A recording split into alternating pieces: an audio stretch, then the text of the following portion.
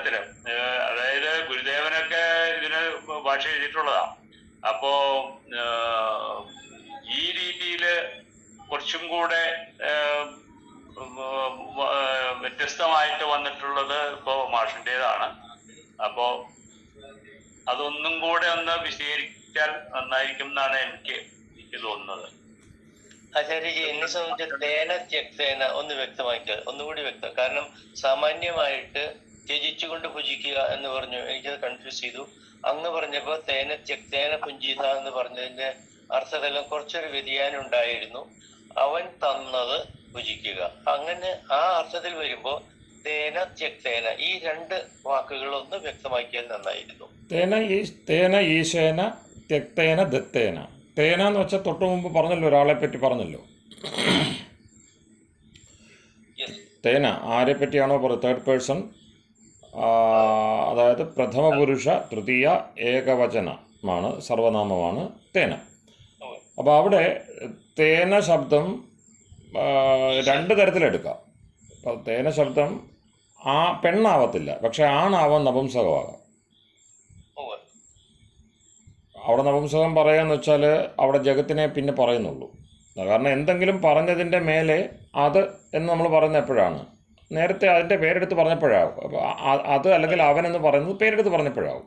അവിടെ ഈശേന എന്നത് നേരത്തെ തന്നെ എന്തുണ്ട്, പുല്ലിംഗ ശബ്ദം നാമം തന്നെ കൊടുത്തിട്ടുണ്ട്. ഈശേന ഭരിക്കുന്നവനാരോ അവൻ, അധികാരി ആരോ അവൻ, ഈ സർവ്വപ്രപഞ്ചത്തെ നയിക്കുന്നവൻ. അതായത് പിന്നീട് പറഞ്ഞല്ലോ, ഈ ജഗത് സർവം യത് കിംച ജഗത്, ഇളകി മറിയുന്ന നിരന്തരം പരിവർത്തനശീലമായ ജഗത്ത്, അതിനെ നയിക്കുന്ന.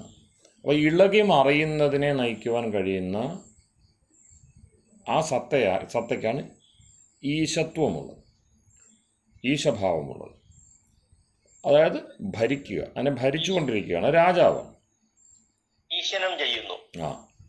അപ്പം അതിന് അധികാരിയാണ്. അതിന് ഞാൻ ഒരു പദം അതിൻ്റെ വിപരീതത്തെ മനസ്സിലാക്കിയാൽ, കാരണം പലപ്പോഴും ലക്ഷണം പറയുമ്പോൾ വിപരീതത്തെ ചൂണ്ടിക്കാണിച്ചാൽ, വിപരീത ലക്ഷണമോ വിപരീത ഉദാഹരണമോ ചൂണ്ടിക്കാണിക്കുമ്പോൾ കൂടുതൽ കാര്യം മനസ്സിലാവും. അനീശൻ എന്നൊരു ശബ്ദമുണ്ട്. ഈശന് വിപരീതം അനീശൻ. അനീശൻ ആരാണെന്ന് ചോദിച്ചാൽ അത് ജീവനാണ്. ശ്വേതസുതര ഉപനിഷത്ത് തുടങ്ങിയുള്ളവ പ്രമാണമാണ്. പിന്നെ അപ്പോൾ അനീശത്വം ആർക്കാണുള്ളത്? ജീവാത്മാവിന്. കാരണം എന്താണ്? അവൻ ഭരിക്കപ്പെടുന്നവനാണ്, ഭരിക്കുന്നവനല്ല. നമ്മൾ ശ്രദ്ധിച്ചാൽ അറിയാം, നമുക്ക് ആരെങ്കിലും നൽകിയ അധികാരത്തിൻ്റെ തണലിൽ നിന്നുകൊണ്ടുള്ള അധികാര പ്രയോഗം മാത്രമേ നമുക്ക് സാധിക്കുന്നുള്ളൂ, നേരിട്ടുള്ള ഭരണം സാധിക്കില്ല. കാരണം നമ്മൾ ശരീരാദികളിൽ വ്യവസ്ഥകളിൽ കെട്ടുപാടുകളിലാണ് കിടക്കുന്നത്. കെട്ടുപാടുകളിൽ കിടക്കുന്ന ഏതെങ്കിലും പൊതുവായിട്ടുള്ള വ്യവസ്ഥയ്ക്ക് വിധേയമായി പ്രവർത്തിക്കുന്ന ഒരു സത്തയ്ക്ക് ഒരിക്കലും സ്വതന്ത്ര ഭരണാധികാരിയായിരിക്കാൻ കഴിയില്ല. നമുക്ക് പറയാം, ഞാൻ പ്രസിഡൻ്റാണ്, ഞാൻ പ്രധാനമന്ത്രിയാണെന്നൊക്കെ പറയാം, ഞാനാണ് ലോകത്തെ ഭരിക്കുന്നതെന്ന് ഏതെങ്കിലും ഒരു രാജ്യത്തെ പ്രധാനപ്പെട്ട ഒരു സമ്രാട്ടിന് പറയാം എന്നൊക്കെ ഉള്ളൂ. പക്ഷെ അതൊക്കെ എന്താണ് പറയുന്നത്, 15 നാഴികയിലെ ആ പ്രതിഭാസം ഉണ്ടല്ലോ. പകൽ 15 നാഴിക കൊണ്ട് സൂര്യൻ്റെ ഭരണം തീരുന്നു, അടുത്ത 15 നാഴിക ചന്ദ്രൻ വന്നിട്ട് പിന്നെ ലാസ്യ നൃത്തം ചെയ്തു പോകുന്നു എന്ന് പറയുന്ന സൂര്യൻ്റെ താണ്ഡവം 15 നാഴിക, ചന്ദ്രലേഖയുടെ ലാസ്യ നൃത്തം 15 നാഴിക എന്ന് കവി പറയുന്നത് പോലെ അത്രേ ഉള്ളൂ. ഒരു അഹോരാത്രം മാറുമ്പോഴത്തേക്കും മറിഞ്ഞു പോകാവുന്നതേ ഉള്ളൂ. തണ്ടിലേറ്റി നടത്തുന്നതും ഭവാനെന്ന് വളരെ കൃത്യമായിട്ട് അതിന് നമ്മുടെ ജ്ഞാനപ്പാന പിന്നെ അതിന് ആ വിഷയത്തെ അടയാളപ്പെടുത്തിയിട്ടുണ്ട്. അപ്പം ഈ പറയുന്ന ഈശത്വം എന്ന് പറയുന്നത് ഈ ജീവന് പറ്റില്ല. അതാരാണോ ചെയ്യുന്നത് അവനെയാണ് നമ്മളിവിടെ അഭിസംബോധന ചെയ്യുന്നത്. ഈശാവാസ്യം ഇതം സർവം യത് കിംച ജഗത്യാം ജഗത്. അപ്പോൾ ഇതിലൊരു പ്രശ്നം എന്ന് വെച്ചാൽ, പിന്നെ ഒരു നമ്മൾ നേരത്തെ പഠിച്ചിട്ടുണ്ടല്ലോ ഇംഗ്ലീഷ് വ്യാകരണത്തിലും മറ്റും. സാധാരണ നമ്മൾ പൊതുവായിട്ട് എല്ലാവരും പഠിക്കുന്ന വ്യാകരണം ഇംഗ്ലീഷ് വ്യാകരണം ആയതുകൊണ്ടാണ് ഞാൻ അതിനെ ഉദാഹരിക്കുന്നത്. അപ്പോൾ അവിടെ പിന്നെ ടൈപ്സ് ഓഫ് സെൻറ്റൻസസ് എന്ന് പറഞ്ഞൊരു സംഗതി നമ്മൾ ആദ്യം പഠിക്കും, കോമ്പോസിഷനും ഗ്രാമറും ചേർത്തുള്ള പാഠങ്ങളിൽ. അപ്പോൾ അത് സ്റ്റേറ്റ്മെൻറ്റ്, പിന്നെ എന്താണ് പറയുന്നത്, ഇൻട്രോഗേറ്റീവ്, ഇമ്പരേറ്റീവ്, എക്സ്ക്ലമേറ്ററി എന്നൊക്കെ പറയുമല്ലോ. അപ്പോൾ വാക്യങ്ങളുടെ സ്വഭാവം, എന്താണ് അവയ്ക്ക് പറയാനുള്ളത് എന്നത് ഈ സ്വഭാവത്തെ അനുസരിച്ചിരിക്കും. അപ്പോൾ ആദ്യത്തേത് പ്രസ്താവനയാണ്. അനാലിസിസ് ആൻഡ് സിന്തസിസ് എന്ന് പറയുന്ന അതല്ലേ ഇംഗ്ലീഷിലൂടെ ഉദ്ദേശിച്ചത്? അല്ല, സെൻറ്റൻസുകളുടെ ടൈപ്പ്, വാക്യങ്ങളുണ്ടല്ലോ, നമ്മൾ ലെറ്റേഴ്സ് ചേർന്ന് വാക്കുകൾ ചേർന്ന് പിന്നെ വാക്യങ്ങൾ എന്ന് പറയുന്ന ആ വാക്യങ്ങളുടെ പ്രഭേദങ്ങൾ, varieties of or types of sentences എന്ന് പറയുന്ന ആ ഒരു സംഗതി. അതിലോട്ട് നമ്മൾ അനലിസിസിലേക്ക് പോകുന്നില്ല. അത് പോകുമ്പോഴാണല്ലോ നമ്മൾ പിന്നെ അതിനകത്ത് പദം ചേർന്നുള്ള ഫ്രേസുകൾ അങ്ങനെയൊന്നും പോകണ്ട. അതിൻ്റെ ടൈപ്പ് മാത്രം നോക്കിയാൽ മതി. അപ്പോൾ ആദ്യത്തേത് പ്രസ്താവന, സ്റ്റേറ്റ്മെൻ്റാണ്. ഒരു കാര്യം പറയുകയാണ്, എൻ്റെ പേര് ആനന്ദരാജ് എന്നാണ്, അങ്ങയുടെ പേര് മുകുന്ദൻ എന്നാണ് എന്ന് പറയുന്നത്. അപ്പം മുകുന്ദൻ മാഷിനോട് ഞാൻ സംസാരിക്കുകയാണ്. ഇതെല്ലാം എന്താണ്? പ്രസ്താവനകളാണ്. അതേസമയം നമ്മൾ അങ്ങോട്ടും ഇങ്ങോട്ടും ചോദ്യം ചോദിക്കുന്നു. അങ്ങനെ ആ ചോദ്യത്തെ കൃത്യമായിട്ട് ഫ്രെയിം ചെയ്ത് കൊണ്ടുവരുമ്പോൾ അത് ഇൻ്ററോഗേറ്റീവ് അങ്ങനെ പോകുന്നു. അപ്പോൾ ഇവിടെ പിന്നെ ഇത് പ്രസ്താവനയാണോ ചോദ്യമാണോ? ഏറ്റവും പ്രധാനപ്പെട്ടത് ഇമ്പരേറ്റീവ് എന്ന് പറഞ്ഞൊരു ഗണമുണ്ട്. ഇമ്പരേറ്റീവ് എന്ന് വെച്ചാൽ ആജ്ഞ, നിർദ്ദേശം, കമാൻഡ് എന്ന് പറയുന്ന. അപ്പം അതാണോ എന്നുള്ളത് അറിയണം. എന്തെങ്കിലും നിർദ്ദേശം നൽകുകയാണോ, ഇന്നത് ചെയ്യാൻ പറയുകയാണോ, അതോ വെറുതെ ഒരു കാര്യം പറയുകയാണോ? ഇതാണ് പിന്നെ നമ്മൾ അറിയേണ്ടത്. അപ്പം വേദവാക്യങ്ങളിൽ പ്രസ്താവനകൾ ഇല്ല എന്ന ഇടത്തേക്കാണ് മീമാംസ നീങ്ങുന്നത്. വെറുതെ കാര്യം പറയാനില്ല, വെറുതെ കാര്യം പറഞ്ഞു പോവുക എന്നൊരു നയം പിന്നെ വേദത്തിന് ഇല്ല. വേദവാക്യങ്ങൾ എപ്പോഴും നിർദ്ദേശങ്ങളാണ്. എന്ന് വെച്ചാൽ പിന്നെ ഒരു സെക്കൻഡ് അനിവാര്യമായൊരു ആയിക്കോട്ടെ, ഞാൻ എടുത്തോളാം. അപ്പോൾ പിന്നെ അല്ല, അത് ഓൺ ചെയ്ത് വെക്കണമെന്നില്ല. ഇത് എന്തെങ്കിലും ആവശ്യമുണ്ടെങ്കിൽ പറഞ്ഞാൽ മതി, കുഴപ്പമില്ല. പിന്നെ അപ്പോൾ ഈ എളുപ്പം പറഞ്ഞു കഴിഞ്ഞാൽ മുതിർന്ന ആളുകൾ അതുപോലെ തന്നെ കൊച്ചുകുട്ടികൾ ഉള്ള എന്തെങ്കിലും ഒരു സാഹചര്യം ഒന്ന് ചിന്തിച്ച് നോക്കണം. വീട്ടിൽ അച്ഛനമ്മമാരുണ്ട്, കൊച്ചുകുട്ടികളുണ്ട്. ഈ കൊച്ചുകുട്ടികളും അച്ഛനമ്മമാരും തമ്മിൽ സംസാരിക്കുന്ന ആ സംഭാഷണ ശകലങ്ങളെ ഒന്ന് അടർത്തിയെടുത്ത് പരിശോധിച്ച് കഴിഞ്ഞാൽ അതിൽ ഭൂരിപക്ഷവും ഇത് ഇമ്പരേറ്റീവ് ആയിരിക്കും. എന്ന് വെച്ചാൽ എന്തെങ്കിലും ഒന്ന് ചെയ്യുവാനുള്ള നിർദ്ദേശമടങ്ങിയതാവും. ചിലപ്പോൾ ഭയപ്പെടുത്തുന്നതാവാം. അങ്ങനെയൊക്കെയുള്ള പിന്നെ ഭയം ജനിപ്പിച്ചുകൊണ്ടാണെങ്കിലും ഇന്നതാണ് ചെയ്യേണ്ടതെന്ന് ബോധിപ്പിക്കുന്നത്. അപ്പം ബോധകങ്ങളായ കാര്യങ്ങളായിരിക്കും പറയുന്നത്. എന്തെങ്കിലും ബോധിപ്പിക്കുകയായിരിക്കും ചെയ്യുന്നത്. എടാ അത് ചെയ്യണം, അത് ചെയ്യരുത്. ഇതായിരിക്കും അതിൻ്റെ ഒരു രത്ന ചുരുക്കം. ഇന്നത് ചെയ്യണം. ഏതെങ്കിലും വാക്യമെടുത്ത് നിങ്ങൾ നോക്കുക. അല്ലെങ്കിൽ അവരുടെ അത്തരം അച്ഛനമ്മമാരും കുട്ടികളും തമ്മിൽ സംസാരിക്കുന്നു നോക്കുക. അല്ലെങ്കിൽ ക്ലാസ്സുകളിൽ അധ്യാപകരും വിദ്യാർത്ഥികളും തമ്മിൽ സംസാരിക്കുന്നു നോക്കുക. മുതിർന്ന ആളുകൾ യഥാർത്ഥത്തിൽ അവർക്ക് ആ മുതിർന്ന ഭാവം ഉള്ള സമയത്ത് ഇളമുറക്കാരുമായിട്ട് സംവദിക്കുന്ന സമയത്തൊക്കെയും നിർദ്ദേശങ്ങളായിരിക്കും ഏറ്റവും കൂടുതലുണ്ടാവുക. വെറും പ്രസ്താവനകൾ കുറവായിരിക്കും. ഇനി വെറും പ്രസ്താവനകൾ പറയുമ്പോഴും അതിനകത്തൊരു നിർദ്ദേശകത്വം ഉണ്ടാവും. ഇതൊരു ഭാഷയുടെ ഒരു മൗലികമായ സ്വരൂപമാണ്. അപ്പോൾ വേദമെന്നത് ഒരു ഉപദേശമാണെന്ന് പറയും. ഈശ്വരൻ്റെ ഉപദേശമാണെന്ന് നമ്മൾ വെറുതെ പറയും, അല്ലെങ്കിൽ നമ്മൾ എളുപ്പത്തിൽ പറയും. വേദം ഈശ്വരൻ്റെ ഉപദേശമാണെങ്കിൽ അതിനകത്ത് എന്ത് വേണം? നിർദ്ദേശകവാക്യങ്ങൾ വേണം. ഇന്നത് ചെയ്യണം, ഇന്നത് ചെയ്യരുത് എന്നതാവണം അതിൻ്റെ ഘടനാപരമായിട്ടുള്ള പ്രത്യേകത. അപ്പോൾ ഈശ്വരൻ എന്നാലല്ലേ ഉപദേശം എന്ന് പറയാൻ പറ്റുള്ളൂ. നിങ്ങൾ ഇന്നത് ചെയ്യണം, ഇന്നത് ചെയ്യരുത്. അപ്പോൾ അതിന് ഇന്നത് ചെയ്യേണ്ടത് എന്തുകൊണ്ടെന്ന് പറയുമ്പോൾ ഇന്നതാണ് വസ്തുത എന്ന മട്ടിൽ പ്രസ്താവനകൾ അനുബന്ധമായിട്ട് വന്നേക്കാം. പക്ഷേ ഏറ്റവും കൂടുതലുള്ളതും ഏറ്റവും പ്രധാനമായിട്ടുള്ളതും നിർദ്ദേശങ്ങളായിരിക്കും. അതുപോലെ തന്നെ 39 ഞാൻ പറഞ്ഞു 39 അധ്യായങ്ങളിൽ കർമ്മകാണ്ഡം ഉപദേശിച്ചു വന്ന മുറയ്ക്ക് 40ാമത്തെ അധ്യായത്തിലാണ് ഉപനിഷത്ത് ആരംഭിക്കുന്നത്. വേദരഹസ്യം അല്ലെങ്കിൽ ജ്ഞാനകാണ്ഡത്തിൻ്റെ സ്വഭാവമുള്ള ഉപദേശം ആരംഭിക്കുന്നത്. അപ്പോൾ അവിടെ ഇത് പ്രസ്താവനയാണോ? കാരണം ചോദ്യമില്ല. കാരണം കഹ്, കിം, പിന്നെ കസ്യ, കേന ഇങ്ങനെയുള്ള പിന്നെ ചോദ്യവാക്യങ്ങളൊന്നും, ചോദ്യവാചകങ്ങളായിട്ടുള്ള ശബ്ദങ്ങളില്ലാത്തതുകൊണ്ട് അവിടെ ഇൻ്ററോഗേറ്റീവ് അല്ല, ചോദ്യങ്ങളില്ല. സംശയം പിന്നെ വരുന്നത് അത്ഭുതവും ആശ്ചര്യമൊന്നും പറയുന്നില്ല. അപ്പോൾ എക്സ്ക്ലമേറ്ററിയും ഇല്ല. പിന്നെ വരുന്ന പ്രധാനപ്പെട്ട ചോദ്യം, ഇത് പ്രസ്താവനയാണോ, ഇത് നിർദ്ദേശകമാണോ, ആജ്ഞയോ എന്തെങ്കിലും കാര്യങ്ങൾ പറയുകയാണോ, ചെയ്യാനുള്ള അഭ്യർത്ഥനയാണോ? അപ്പോൾ അങ്ങനെ ഉള്ള പിന്നെ സംശയത്തിൽ 2 രീതിയിലുള്ള വ്യാഖ്യാനങ്ങൾ വരുന്നുണ്ട്. അത് ഒരു പിന്നെ പ്രസ്താവനയാണ് എന്ന മട്ടിലാണ് നമ്മുടെ ഗുരുദേവൻ ഉൾപ്പെടെയുള്ളവർ ചെയ്തിരിക്കുന്നത്. അങ്ങനെ ചെയ്യുമ്പോൾ ഇത് ഈശ്വരൻ്റെ ആവാസസ്ഥാനമാണ്, ഈശ്വരൻ്റെ വീടാണ്. അതൊരു പ്രസ്താവനയാണ്, അല്ലെങ്കിൽ ഒരു വസ്തുത പറയുകയാണ്, ആ അർത്ഥത്തിലെടുത്തു പോകുന്നത്. അപ്പോൾ അവിടെ നിവാസേ ധാതുവാണ് അവിടെ അവർ പ്രമാണമായിട്ട് എടുക്കുന്നത്. അത് സാധ്യമായ കാര്യം തന്നെയാണ്. ഞാൻ പറഞ്ഞല്ലോ, സാധ്യമായ കാര്യമാണ്. നിവാസേ ആച്ഛാദനം, ഇങ്ങനെ 2 ധാതുക്കളും മൂലത്തിലുണ്ട്. അത് നമ്മളുടെ പരമ്പര അനുശാസിക്കുന്നുണ്ട്. അപ്പോൾ അതുകൊണ്ട് അങ്ങനെ എടുക്കുന്നതിനകത്ത് പിന്നെ വൈഷമ്യമില്ല. പക്ഷേ അവിടെ ഒരു വലിയ വിഷയം വരുന്നത് മാ ഗൃധ കസ്യ സിദ്ധനം ഗൃധ, അവിടെ അങ്ങനെയുള്ള തേന ത്യക്തേന ഭുഞ്ചീധ, അവിടെയെല്ലാം നിർദ്ദേശവാക്യങ്ങളാണുള്ളത്, പിന്നെ ആജ്ഞകളാണുള്ളത്. ആജ്ഞ എങ്ങനെ അറിയുമെന്ന് ചോദിച്ചാൽ വിധി നിമന്ത്രണ ആമന്ത്രണാധിഷ്ഠ സംപ്രശ്ന പ്രാർത്ഥനേഷു ലിംഗ്. വിധിലിംഗ് എന്ന ഒരു പിന്നെ ലകാരവും ലോട്ടിച്ച എന്ന ഈ 2 സൂത്രങ്ങളിലൂടെ നിർദ്ദേശക വാക്യങ്ങൾക്കൊക്കെയും ഒരു സ്വരൂപം കൊടുത്തിട്ടുണ്ട്. കൃത്യമായ പ്രത്യയങ്ങളോടെ അനുബന്ധമാക്കി കാണാം മൂലഭാഷയിൽ, സംസ്കൃത ഭാഷയിൽ, ദേവഭാഷയിൽ. അപ്പോൾ അവിടെ നമുക്ക് സംശയമൊന്നും ഉണ്ടാകേണ്ട കാര്യമില്ല.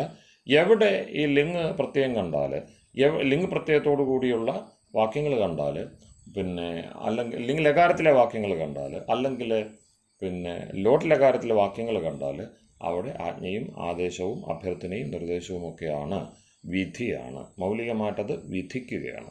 ഇന്നത് ആ വിധി 2 തരത്തിലാണ്.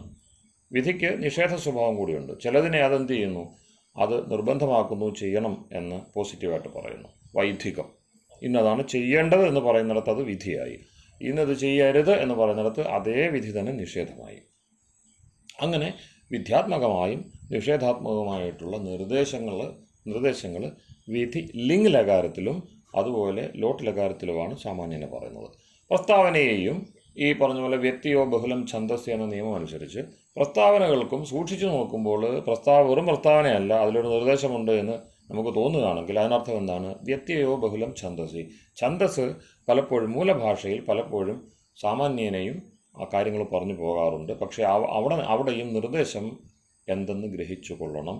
അവിടെ എന്തെങ്കിലും ചെയ്യണമെന്നൊരു താല്പര്യമുണ്ടാവും, ഇന്നത് ചെയ്യണമെന്നൊരു താല്പര്യമുണ്ടാവും, ഇന്നത് ചെയ്യരുത് എന്നൊരു താല്പര്യവും ഉണ്ടാവും. അതിനർത്ഥം നിർദ്ദേശാത്മകമല്ലാത്ത വാക്യങ്ങൾ വേദത്തിലില്ല.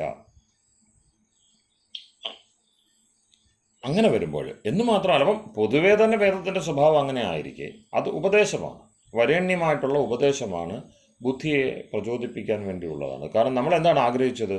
ധിയോയോന്ന പ്രചോദയാത്, ഞങ്ങളുടെ ബുദ്ധിവൃത്തികളെ നിരന്തരം പ്രേരിപ്പിച്ചു കൊള്ളണമേ എന്ന് സവിതാവിനോട്, ഉത്പാദകനോട്, പ്രേരകനായിട്ടുള്ള പിന്നെ പരമേശ്വരനോട് നമ്മൾ പ്രാർത്ഥിച്ചുകൊണ്ടേയിരിക്കുകയാണ്. അങ്ങനെ പ്രാർത്ഥിച്ചുകൊണ്ടേയിരിക്കുക എന്നുള്ളത് ജീവൻ്റെ ധർമ്മമാണ്. ഞങ്ങളെ വഴികാട്ടണമേ, അഗ്നേനയ, ഞങ്ങളെ പിന്നെ നേർവഴിക്ക് നയിക്കണമേ. അപ്പോൾ അഭ്യർത്ഥനാസ്വരൂപമായിട്ടുള്ള പിന്നെ വിചാരങ്ങളാണ്. നമ്മൾ വിചാരങ്ങൾ പങ്കുവെക്കുമ്പോഴും നമ്മളെ സംബന്ധിച്ച് തിരിച്ച് ഇപ്പം ഈശ്വരൻ്റെ നിർദ്ദേശങ്ങളൊക്കെയും ഈശ്വരൻ്റെ പ്രസ്താവനകളൊക്കെയും വേദത്തിൽ കാണുന്ന പ്രസ്താവനകളൊക്കെയും നിർദ്ദേശങ്ങൾ അടങ്ങിയതാണ് എന്ന് പറയുന്ന പോലെ തന്നെ നമ്മളുടെ പ്രസ്താവങ്ങളൊക്കെയും അഭ്യർത്ഥന അടങ്ങിയതാണ്, പ്രാർത്ഥന അടങ്ങിയതാണ്. നമ്മൾ എന്ത് പറഞ്ഞാലും അത് പറയുമ്പോഴും ഇന്നതാണ് അവസ്ഥ എന്ന് നമ്മൾ പറയുമ്പോഴും അതിനുള്ളിൽ നമ്മളുടേതായിട്ടുള്ളൊരു വേദനയോ ഒരു സങ്കടമോ ഒക്കെ ഒളിഞ്ഞിരിപ്പുണ്ടാവും. പിന്നെ ഇതാണ് ഈശത്വവും അനീശത്വവും തമ്മിലുള്ള വ്യത്യാസം. ഈശനെ സംബന്ധിച്ച് അവൻ ആജ്ഞാപിക്കാം, എപ്പോഴും അത് പറഞ്ഞുകൊണ്ടേയിരിക്കാം, ഉപദേശിച്ചുകൊണ്ടേയിരിക്കാം. കാരണം അവൻ ഒരിക്കലും എന്ത് ചെയ്യുന്നില്ല, സത്യപഥത്തിൽ നിന്നും അകലുന്നില്ല. ഋതത്തെ എപ്പോഴും നിയന്ത്രിച്ചു നിർത്തുന്ന, ഋതത്തിലൂടെ പുലർന്നുകൊണ്ട് ജഗത്തിനെ നിയന്ത്രിച്ചു നിർത്തുന്നവനാണ്. പിന്നെ ഈശത്വം എങ്ങനെയാണ് പ്രകടമായിക്കൊണ്ടിരിക്കുന്നത്? സൃഷ്ടി നടന്നുകൊണ്ടേയിരിക്കുന്നു, അതിൻ്റെ പാലനം നടന്നുകൊണ്ടേയിരിക്കുന്നു, അതിൻ്റെ സമഹാരവും മുറയ്ക്ക് നടന്നുകൊണ്ടേയിരിക്കുന്നു. അപ്പോൾ ഈ ത്രിവിധ കർമ്മങ്ങൾ തുടർച്ചയായിട്ട് നടക്കുന്നത് കൊണ്ട് അതിൻ്റെ പിന്നിലൊരു കൃത്യമായ ശക്തിയും ബുദ്ധിയും ഒക്കെ ഉണ്ട് എന്നത് സ്വാഭാവികമായ അനുമാനമാണ്. അതിലൂടെ ഈശ്വരനിലേക്ക് നമ്മൾ എത്തുന്നു. വേദവാക്യങ്ങളുണ്ട്, അത് ഈശ്വരൻ ഉണ്ടോ ഇല്ലെന്നുള്ളതല്ല അവിടുത്തെ ചർച്ച. അപ്പം നിർദ്ദേശവാക്യം കണ്ടു കഴിഞ്ഞാൽ അത് ഈശ്വരൻ്റേതാണെന്നും അഭ്യർത്ഥനാവാക്യങ്ങൾ കണ്ടു കഴിഞ്ഞാൽ അത് ജീവൻ്റേതാണെന്നും സാധാരണ നിയമം കൊണ്ട് നമുക്ക് മനസ്സിലാക്കാൻ കഴിയും. കാരണം വൃദ്ധ വ്യവഹാരത്തിൽ അതാണ് കാണുന്നത്. ഗാമാനയ, പശുവിനെ കൊണ്ടുവരൂ, പശുവിനെ കൊണ്ടുവരൂ എന്ന് പറയുന്നിടത്ത് സാധാരണ നിലയിൽ ഒരു വൃദ്ധനാവണം അതിൻ്റെ പിന്നിലുള്ളത്. 2 തരത്തിലുള്ള വൃദ്ധതയുണ്ട്. ഒന്ന് അനുഭവവൃദ്ധത, പ്രായം കൊണ്ടുള്ള. രണ്ടാമതെന്താണ്? പരിചയം കൊണ്ടുള്ള. ഇപ്പോൾ ഒരു കുട്ടിയാണ് പറയുന്നത്, 10 വയസ്സുള്ളൊരു കുട്ടി ഗാമാനയ എന്ന് പറയുമ്പോൾ നിശ്ചയമായിട്ടും ഒരു പിന്നെ ഇടയ കുലത്തിൽ പിന്നെ പശുപാലനം ചെയ്ത് അധികാരം നേടിയ ഒരു കുട്ടിയായിരിക്കും. ആ തുടക്കത്തിൽ തന്നെ അത് കണ്ട് അവനെന്തുണ്ടായിട്ടിരിക്കും, അതിനകത്ത് വഴക്കം കിട്ടിയിരിക്കും. അല്ലാത്ത ഒരാൾക്ക് ഗാമാനയ എന്ന് പറയാൻ കഴിയില്ല, പശുവിനെ കൊണ്ടുവരൂ എന്ന് ആജ്ഞാപിക്കാൻ കഴിയില്ല. ഒരു സാധാരണ കാര്യമാണ്. പശുവിനെ കൊണ്ടുവരൂ എന്നൊരാൾക്ക് പറയണമെങ്കിൽ അതിൻ്റെ പിന്നിൽ എന്തൊക്കെ പിന്നെ കാര്യങ്ങളുണ്ട് എന്ന്. അത് ആദേശമാണ്. കൊണ്ടുവരൂ എന്ന് പറയുമ്പോൾ ആജ്ഞയോ ആദേശമോ ഒക്കെയാണ്. അപ്പം വൃദ്ധവ്യവഹാരം എന്ന് പറയാം അതിനെ. അപ്പോൾ അവിടെ അനുഭവം കൊണ്ടും പരിചയം കൊണ്ടും ജ്ഞാനം കൊണ്ടും ഒക്കെ മുതിർന്ന ഒരാളുടെ പിന്നെ എന്താണ് പറയുന്നത്, ആളതിൻ്റെ പിന്നിലുണ്ട്, ആ വാക്യത്തിൻ്റെ പിന്നിലുണ്ട്. അത് കേട്ടുകൊണ്ട് പശുവിനെ കൊണ്ടുവരുന്നു. കാരണം ആരെങ്കിലും ഉണ്ടെങ്കിലാണല്ലോ അത് പറയുക. കൊണ്ടുവരൂ എന്ന് പറഞ്ഞാൽ അത് കേൾക്കാൻ വേണ്ടി ആരെങ്കിലും ഉണ്ടാകണം. അപ്പോൾ അതനുസരിച്ച് അവിടെ ഒരു കർമ്മം നടക്കും. ആ കർമ്മം നടന്നു കഴിയുമ്പോൾ പശു അവിടെ എത്തി, നമുക്ക് പശുവിനെ കാണാൻ കഴിയുന്നു. അപ്പം മനസ്സിലാകുന്നു അവിടെ ഒരു പ്രയോജക വൃദ്ധൻ ഉണ്ട്, ഒരു പ്രയോജ്യനായിട്ടുള്ള, അതായത് ആർക്കാണോ ഇത്, ആരിലേക്കാണോ ഈ ആദേശം എത്തിയിട്ട് ആരാണോ അതനുസരിച്ച് പ്രവർത്തിച്ച് അങ്ങനെ ഉള്ള ഒരു ഇളമുറക്കാരൻ, ഒരു ബാലനും അവിടെ ഉണ്ട് എന്ന് മനസ്സിലാക്കാം. പിന്നെ അതുകൊണ്ടുള്ള പ്രയോജനം എന്തെന്നൊക്കെ ഉള്ളത് വേറെ വിഷയം. അപ്പോൾ ഇങ്ങനൊരു ഏതൊരു വ്യവഹാരം എടുത്താലും വൃദ്ധവ്യവഹാരം എന്ന് പറയുന്ന സംഗതി എടുക്കുമ്പോൾ അതിനകത്ത് ആദേശങ്ങളുണ്ടാവും. ആദേശങ്ങളെ അനുസരിച്ചുകൊണ്ടുള്ള അല്ലെങ്കിൽ അതിനെ സ്വീകരിക്കുന്ന അഭ്യർത്ഥനാ സ്വരൂപത്തിലുള്ള ഒരു പിന്നെ ഇളം തലമുറയുണ്ടാവും. ഇതെക്കാലത്തും ഉണ്ട്, നമുക്കിടയിലും അങ്ങനെയുണ്ട്. അപ്പോൾ നമുക്കിടയിൽ ഇത് വരാൻ കാരണം നമുക്ക് ഗുരുത്വം വരുന്ന എവിടെയാണ്? ഈശ്വരൻ എന്ന ഗുരുസ്വരൂപമായിട്ട് ബന്ധപ്പെട്ട് ഉത്തരവാദിത്വം നിർവഹിച്ചുകൊണ്ടിരിക്കുന്ന നിലയിലാണ് നമുക്കും ആ ഗുരുത്വം വരുന്നത്, നമുക്ക് ഈ ആദേശിക്കുവാനുള്ള പിന്നെ കഴിവ് വരുന്നത് എന്ന് മാത്രമല്ല ആദേശിച്ചാൽ ഫലിക്കുന്നത്. ഇപ്പം ഈശ്വരനുമായിട്ട് ബന്ധമുള്ള ആസ്തിക പരമ്പരയിലെ ഉപദേശങ്ങൾ അടുത്തടുത്ത തലമുറകൾ സ്വീകരിക്കും.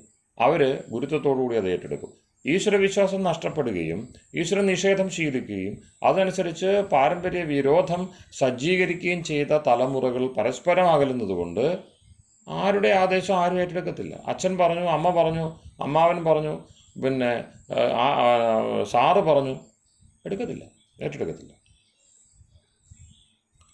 അപ്പോൾ അവിടെ വൃദ്ധവ്യവഹാരം എന്ന് പറഞ്ഞത് അടിസ്ഥാനപരമായിട്ട് ഈശ്വരാത് പ്രസിദ്ധം, ഈശ്വരിൽ നിന്നാണ് വൃദ്ധവ്യവഹാരത്തിൻ്റെ ആരംഭം.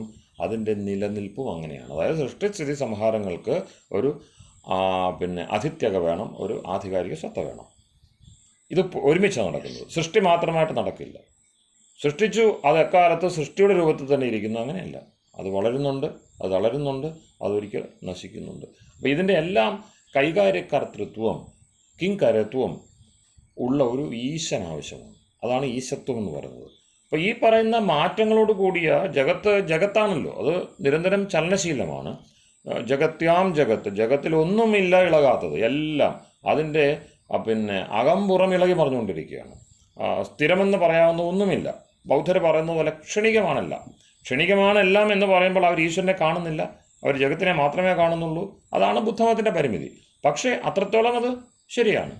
അപ്പം നിരന്തരം ഇളകി മറിയുന്ന അതിൽ എന്തെങ്കിലും സ്ഥായിയായിട്ടുള്ളതുണ്ടോ? കാരണം സ്ഥായിയായിട്ടുള്ളതുണ്ടെങ്കിൽ മാത്രമേ നമുക്ക് സംസാരിക്കാനാകൂ. ആദേശം ഞാൻ നൽകി, ആ നൽകിയ ഞാൻ ആ മാത്രം കൊണ്ട് ഇല്ലാതായി. ആദേശം ആരെ ഏറ്റെടുക്കും? ഏറ്റെടുക്കുന്നയാളും അതായത് നിർദ്ദേശിച്ചയാളും ഏറ്റെടുക്കേണ്ടയാളും ഒരേ സ്ഥലത്ത് കുറച്ചു കാലം ഒരുമിച്ച് പ്രവർത്തിച്ചാൽ മാത്രമേ ഈ ആദേശം സഫലമാകൂ. അതേസമയം ഉത്തരക്ഷണത്തിൽ നശിക്കുന്ന ഒരു ലോകത്താണ് എങ്കിൽ ഈ പറഞ്ഞ എല്ലാ വ്യവഹാരവും നശിച്ചു പോകും. അതുകൊണ്ടാണ് നാം വ്യവഹാരത്തെ മാനിക്കുന്നില്ല, നാം വൃദ്ധവ്യവഹാരത്തെ മാനിക്കുന്നു. വൃദ്ധവ്യവഹാരത്തെ കാരണം ഒരു തലമുറയുടെ രണ്ട് എൻഡ് അവിടെ ഉണ്ട്, ഒരു തലമുറയുടെ രണ്ട് എൻഡ് ഉണ്ട്. ഓക്കെ.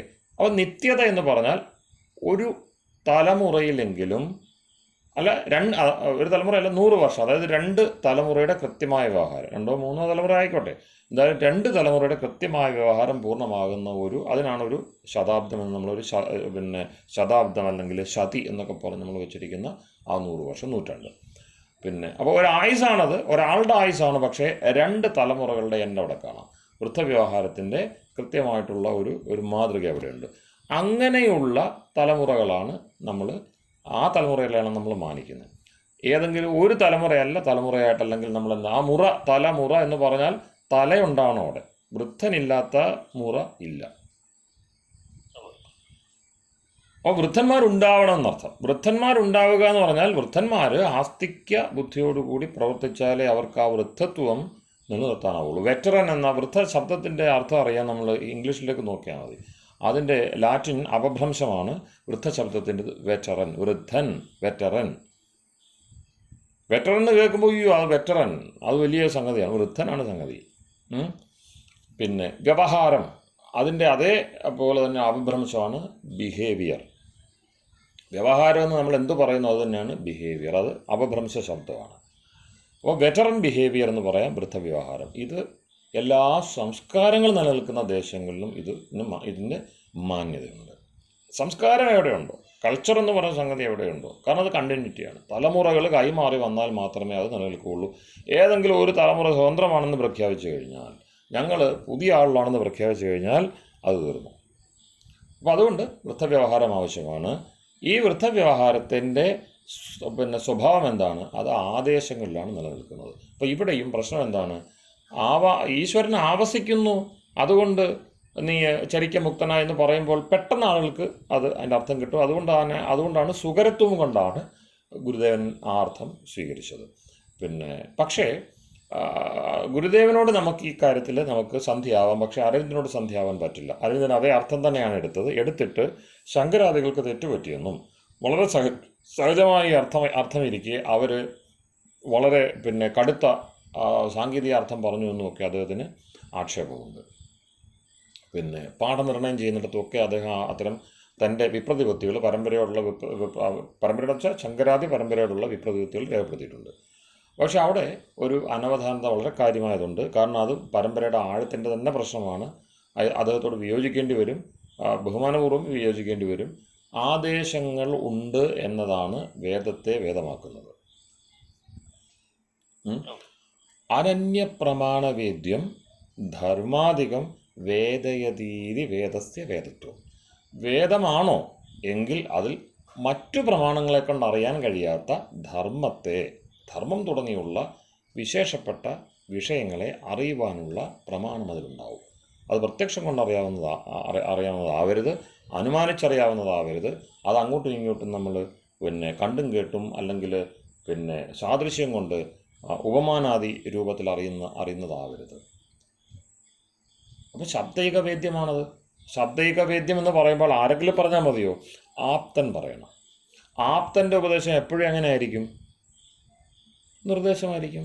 താൻ കണ്ട കാഴ്ചയുടെ ആഴത്തിലേക്ക് നമ്മളെ കൊണ്ടുവരികയാണ്. അപ്പം നീ അങ്ങനെ നടക്കണം, നീ ഇങ്ങനെ നടക്കണം, നീ എൻ്റെ കൂടെ വരണം, ഞാൻ ചെയ്തതുപോലെ ചെയ്യണം, എനിക്ക് ഇന്ന അബദ്ധങ്ങൾ പറ്റിയിട്ടുണ്ട്, അത് നീ ആവർത്തിക്കരുത്.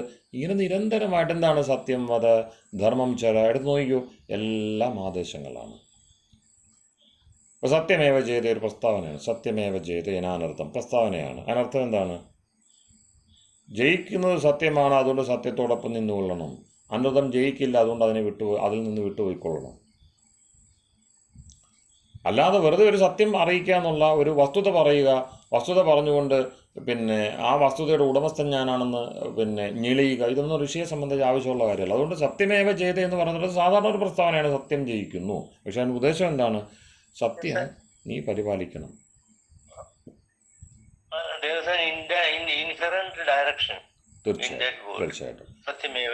തീർച്ചയായിട്ടും.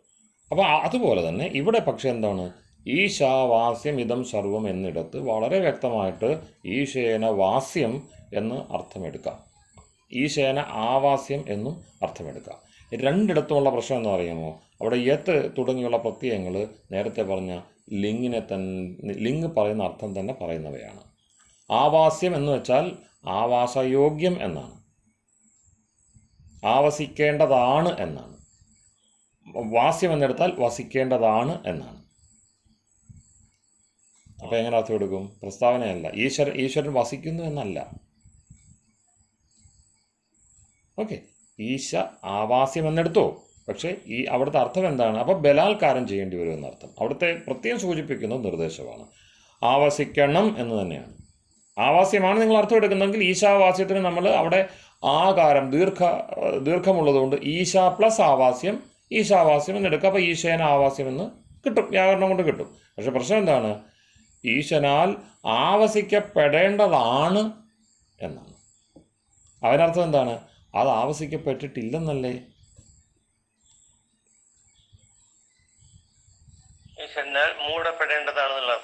അല്ല, ആവാസ്യം എന്ന അരവിന്ദനും ശ്രീനാരായണ ഗുരുദേവനും ഒക്കെ എടുത്തിരിക്കുന്ന ആ ധാതു പദ്ധതിയിൽ ചിന്തിക്കുമ്പോൾ ഈശേന ആവാസ്യം. ഇപ്പം ശങ്കരാചാര്യരാവട്ടെ മഹർഷി ദയാനന്ദനാവട്ടെ അവർ വാസ്യം വസ ആച്ഛാദനയാണ് അർത്ഥം എടുത്തിരിക്കുന്നത്. വസ ആച്ഛാദന, വസ നിവാസിയുണ്ടല്ലോ, ഞാൻ പറഞ്ഞു രണ്ടുമുണ്ട്. നിവസിക്കുക, താമസിക്കുക എന്നർത്ഥമുണ്ട്. പക്ഷെ അപ്പോൾ അവിടുത്തെ പ്രശ്നം വരുന്നത് ഈശേന ആവാസ്യം ഈശനാൽ ആവസിക്കുന്നു എന്നല്ല, പ്രസ്താവനയല്ല. അവിടെ യത്താണ് പ്രത്യയം വന്നതുകൊണ്ട് അവിടെ നിർദ്ദേശമാണ്, അവിടെ കൃത്യമായിട്ട് ലിംഗ് തന്നെയാണ്. ഈശനാൽ ആവസിക്കപ്പെടേണ്ടതാണ്. അപ്പോൾ ഈ ഇളകി മറിയുന്നത് ജഗത്തായതൊക്കെയും ഈശനാൽ ആവസിക്കപ്പെടേണ്ടതാണ് എന്ന് തന്നെയാണ് അതിൻ്റെ നേരെയുള്ള അർത്ഥം. അങ്ങനെ വരുമ്പോൾ ഇതുവരെ അദ്ദേഹം ആവസിച്ചിട്ടില്ലെന്നോ അദ്ദേഹത്തെ നിർബന്ധമായിട്ട് നമ്മൾ ക്ഷണിക്കുന്നതായിട്ടോ ഒക്കെ വരും. അപ്പോൾ അതുകൊണ്ട് അത് പൂർവികർ അത് എടുത്തിട്ടില്ല. പൂർവികരെടുത്തിരിക്കുന്നത് എന്താണ്? ഈശാനവാസ്യം. അതിൻ്റെ അർത്ഥം വളരെ വലുതാണ്. അതാണ് ഞാൻ അവിടെ വളരെ ലളിതമായിട്ടുള്ളൊരു വാക്യത്തിൽ അതിൻ്റെ അർത്ഥം പറയാൻ ശ്രമിച്ചിരിക്കുന്നത്. ഈ ജഗത്തിനെ ഈശ്വരനെ കൊണ്ട് മൂടണം. ഇവിടെ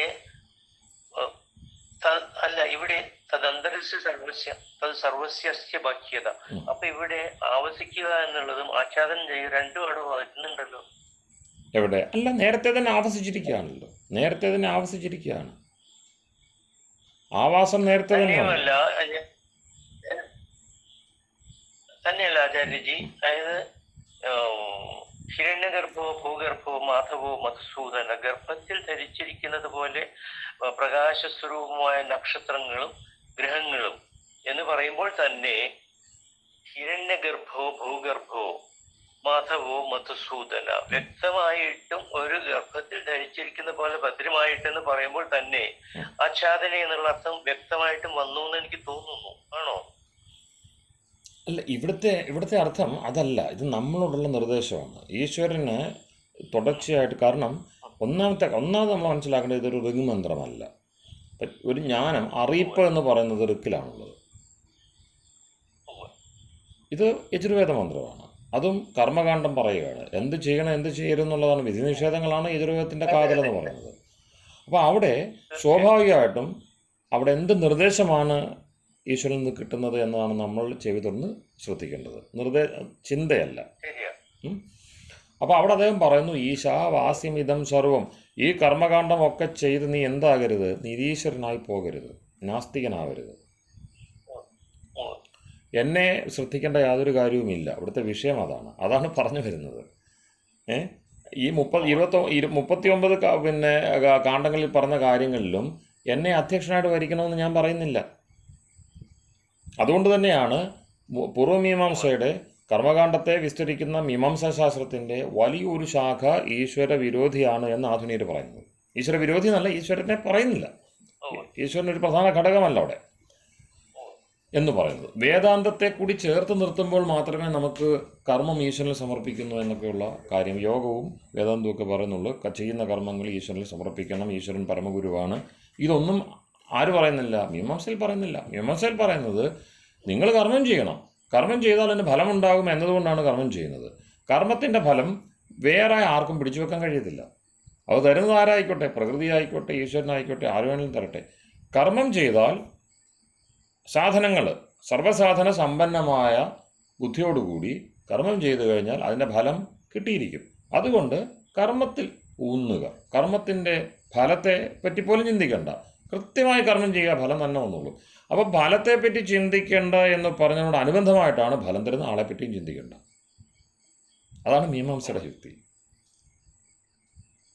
കർമ്മത്തിൻ്റെ ഫലത്തെപ്പറ്റി ചിന്തിക്കരുതെന്നാണല്ലോ ആദേശം.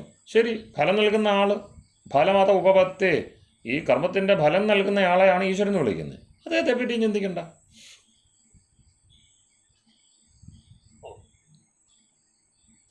കാരണം എന്താണ്? കർമ്മം ചെയ്യാനല്ലേ പറഞ്ഞിട്ടുള്ളൂ. കർമ്മണ്യേവാധികാരസ്തേ മാ ഫലേഷു കഥാചന.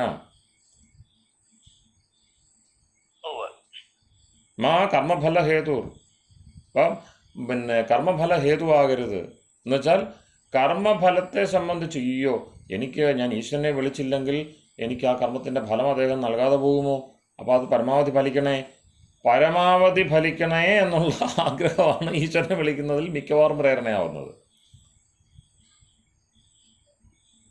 അപ്പോൾ അതിനകത്ത് കർമ്മഫലത്തെ സംബന്ധിച്ചുള്ള ഒരു പ്രത്യേക നോട്ടം. കർമ്മഫലം നമ്മളുടെ കയ്യിലല്ല ഇരിക്കുന്നത്, അത് ആരുടെ കയ്യിലാണോ ഇരിക്കുന്നത് ആ ആളുടെ ഒരു ആനുകൂല്യം എനിക്ക് ഉണ്ടാവണം എന്നതാണ് സാധാരണ പ്രാർത്ഥനയുടെ തത്വം. എത്രയൊക്കെ നമ്മൾ മറച്ചു വെച്ചാലും അതാണ് എൻ്റെ പിന്നെ ആശയം.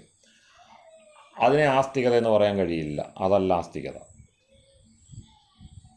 അതിനെ ആസ്തികതയെന്ന് പറയാൻ കഴിയില്ല. അപ്പോൾ അങ്ങനെ വരുമ്പോൾ നമുക്ക് പിന്നെ ഈശ്വരനെ മുൻനിർത്തിക്കൊണ്ട് തന്നെ കർമ്മം ചെയ്യണം, ഈശ്വരനെ എല്ലാ കർമ്മരംഗത്തും ഈശ്വരനെ ക്ഷണിക്കണം, ഇത് നിർബന്ധമായിട്ട് മീമാംസ പറയുന്നില്ല.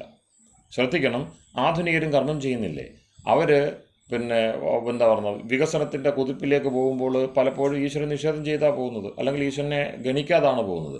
അവർക്ക് ഫലം കിട്ടുന്നില്ലേ? പലപ്പോഴും ഈ പറഞ്ഞ ഈശ്വരനെ മുൻനിർത്തി എന്ന് പറഞ്ഞ് ഈശ്വരനെ വിളിച്ചുകൊണ്ട് പിന്നെ ഈശ്വരനെ വിളിക്കുവാൻ വേണ്ടി എല്ലാ സംവിധാനവും ചെയ്തുകൊണ്ട് ക്ഷേത്രാദികളും മറ്റും വെച്ചുകൊണ്ടിരിക്കുന്ന ആൾക്ക് ആ പുരോഗതി കിട്ടുന്നില്ലല്ലോ. കാരണം അവർ കർമ്മതന്ത്രത്തിലല്ല, കർമ്മത്തിൻ്റെ അധികാരം കൃത്യമായിട്ട് ഉപയോഗിക്കുന്നില്ല. അപ്പോൾ കർമ്മത്തിന് മേൽ നമുക്കുള്ള അധികാരത്തെ ഉപയോഗിക്കണം. നമുക്ക് ആകെ അതിലെ അധികാരമുള്ളൂ. അതാണ് അടുത്ത വിഷയം.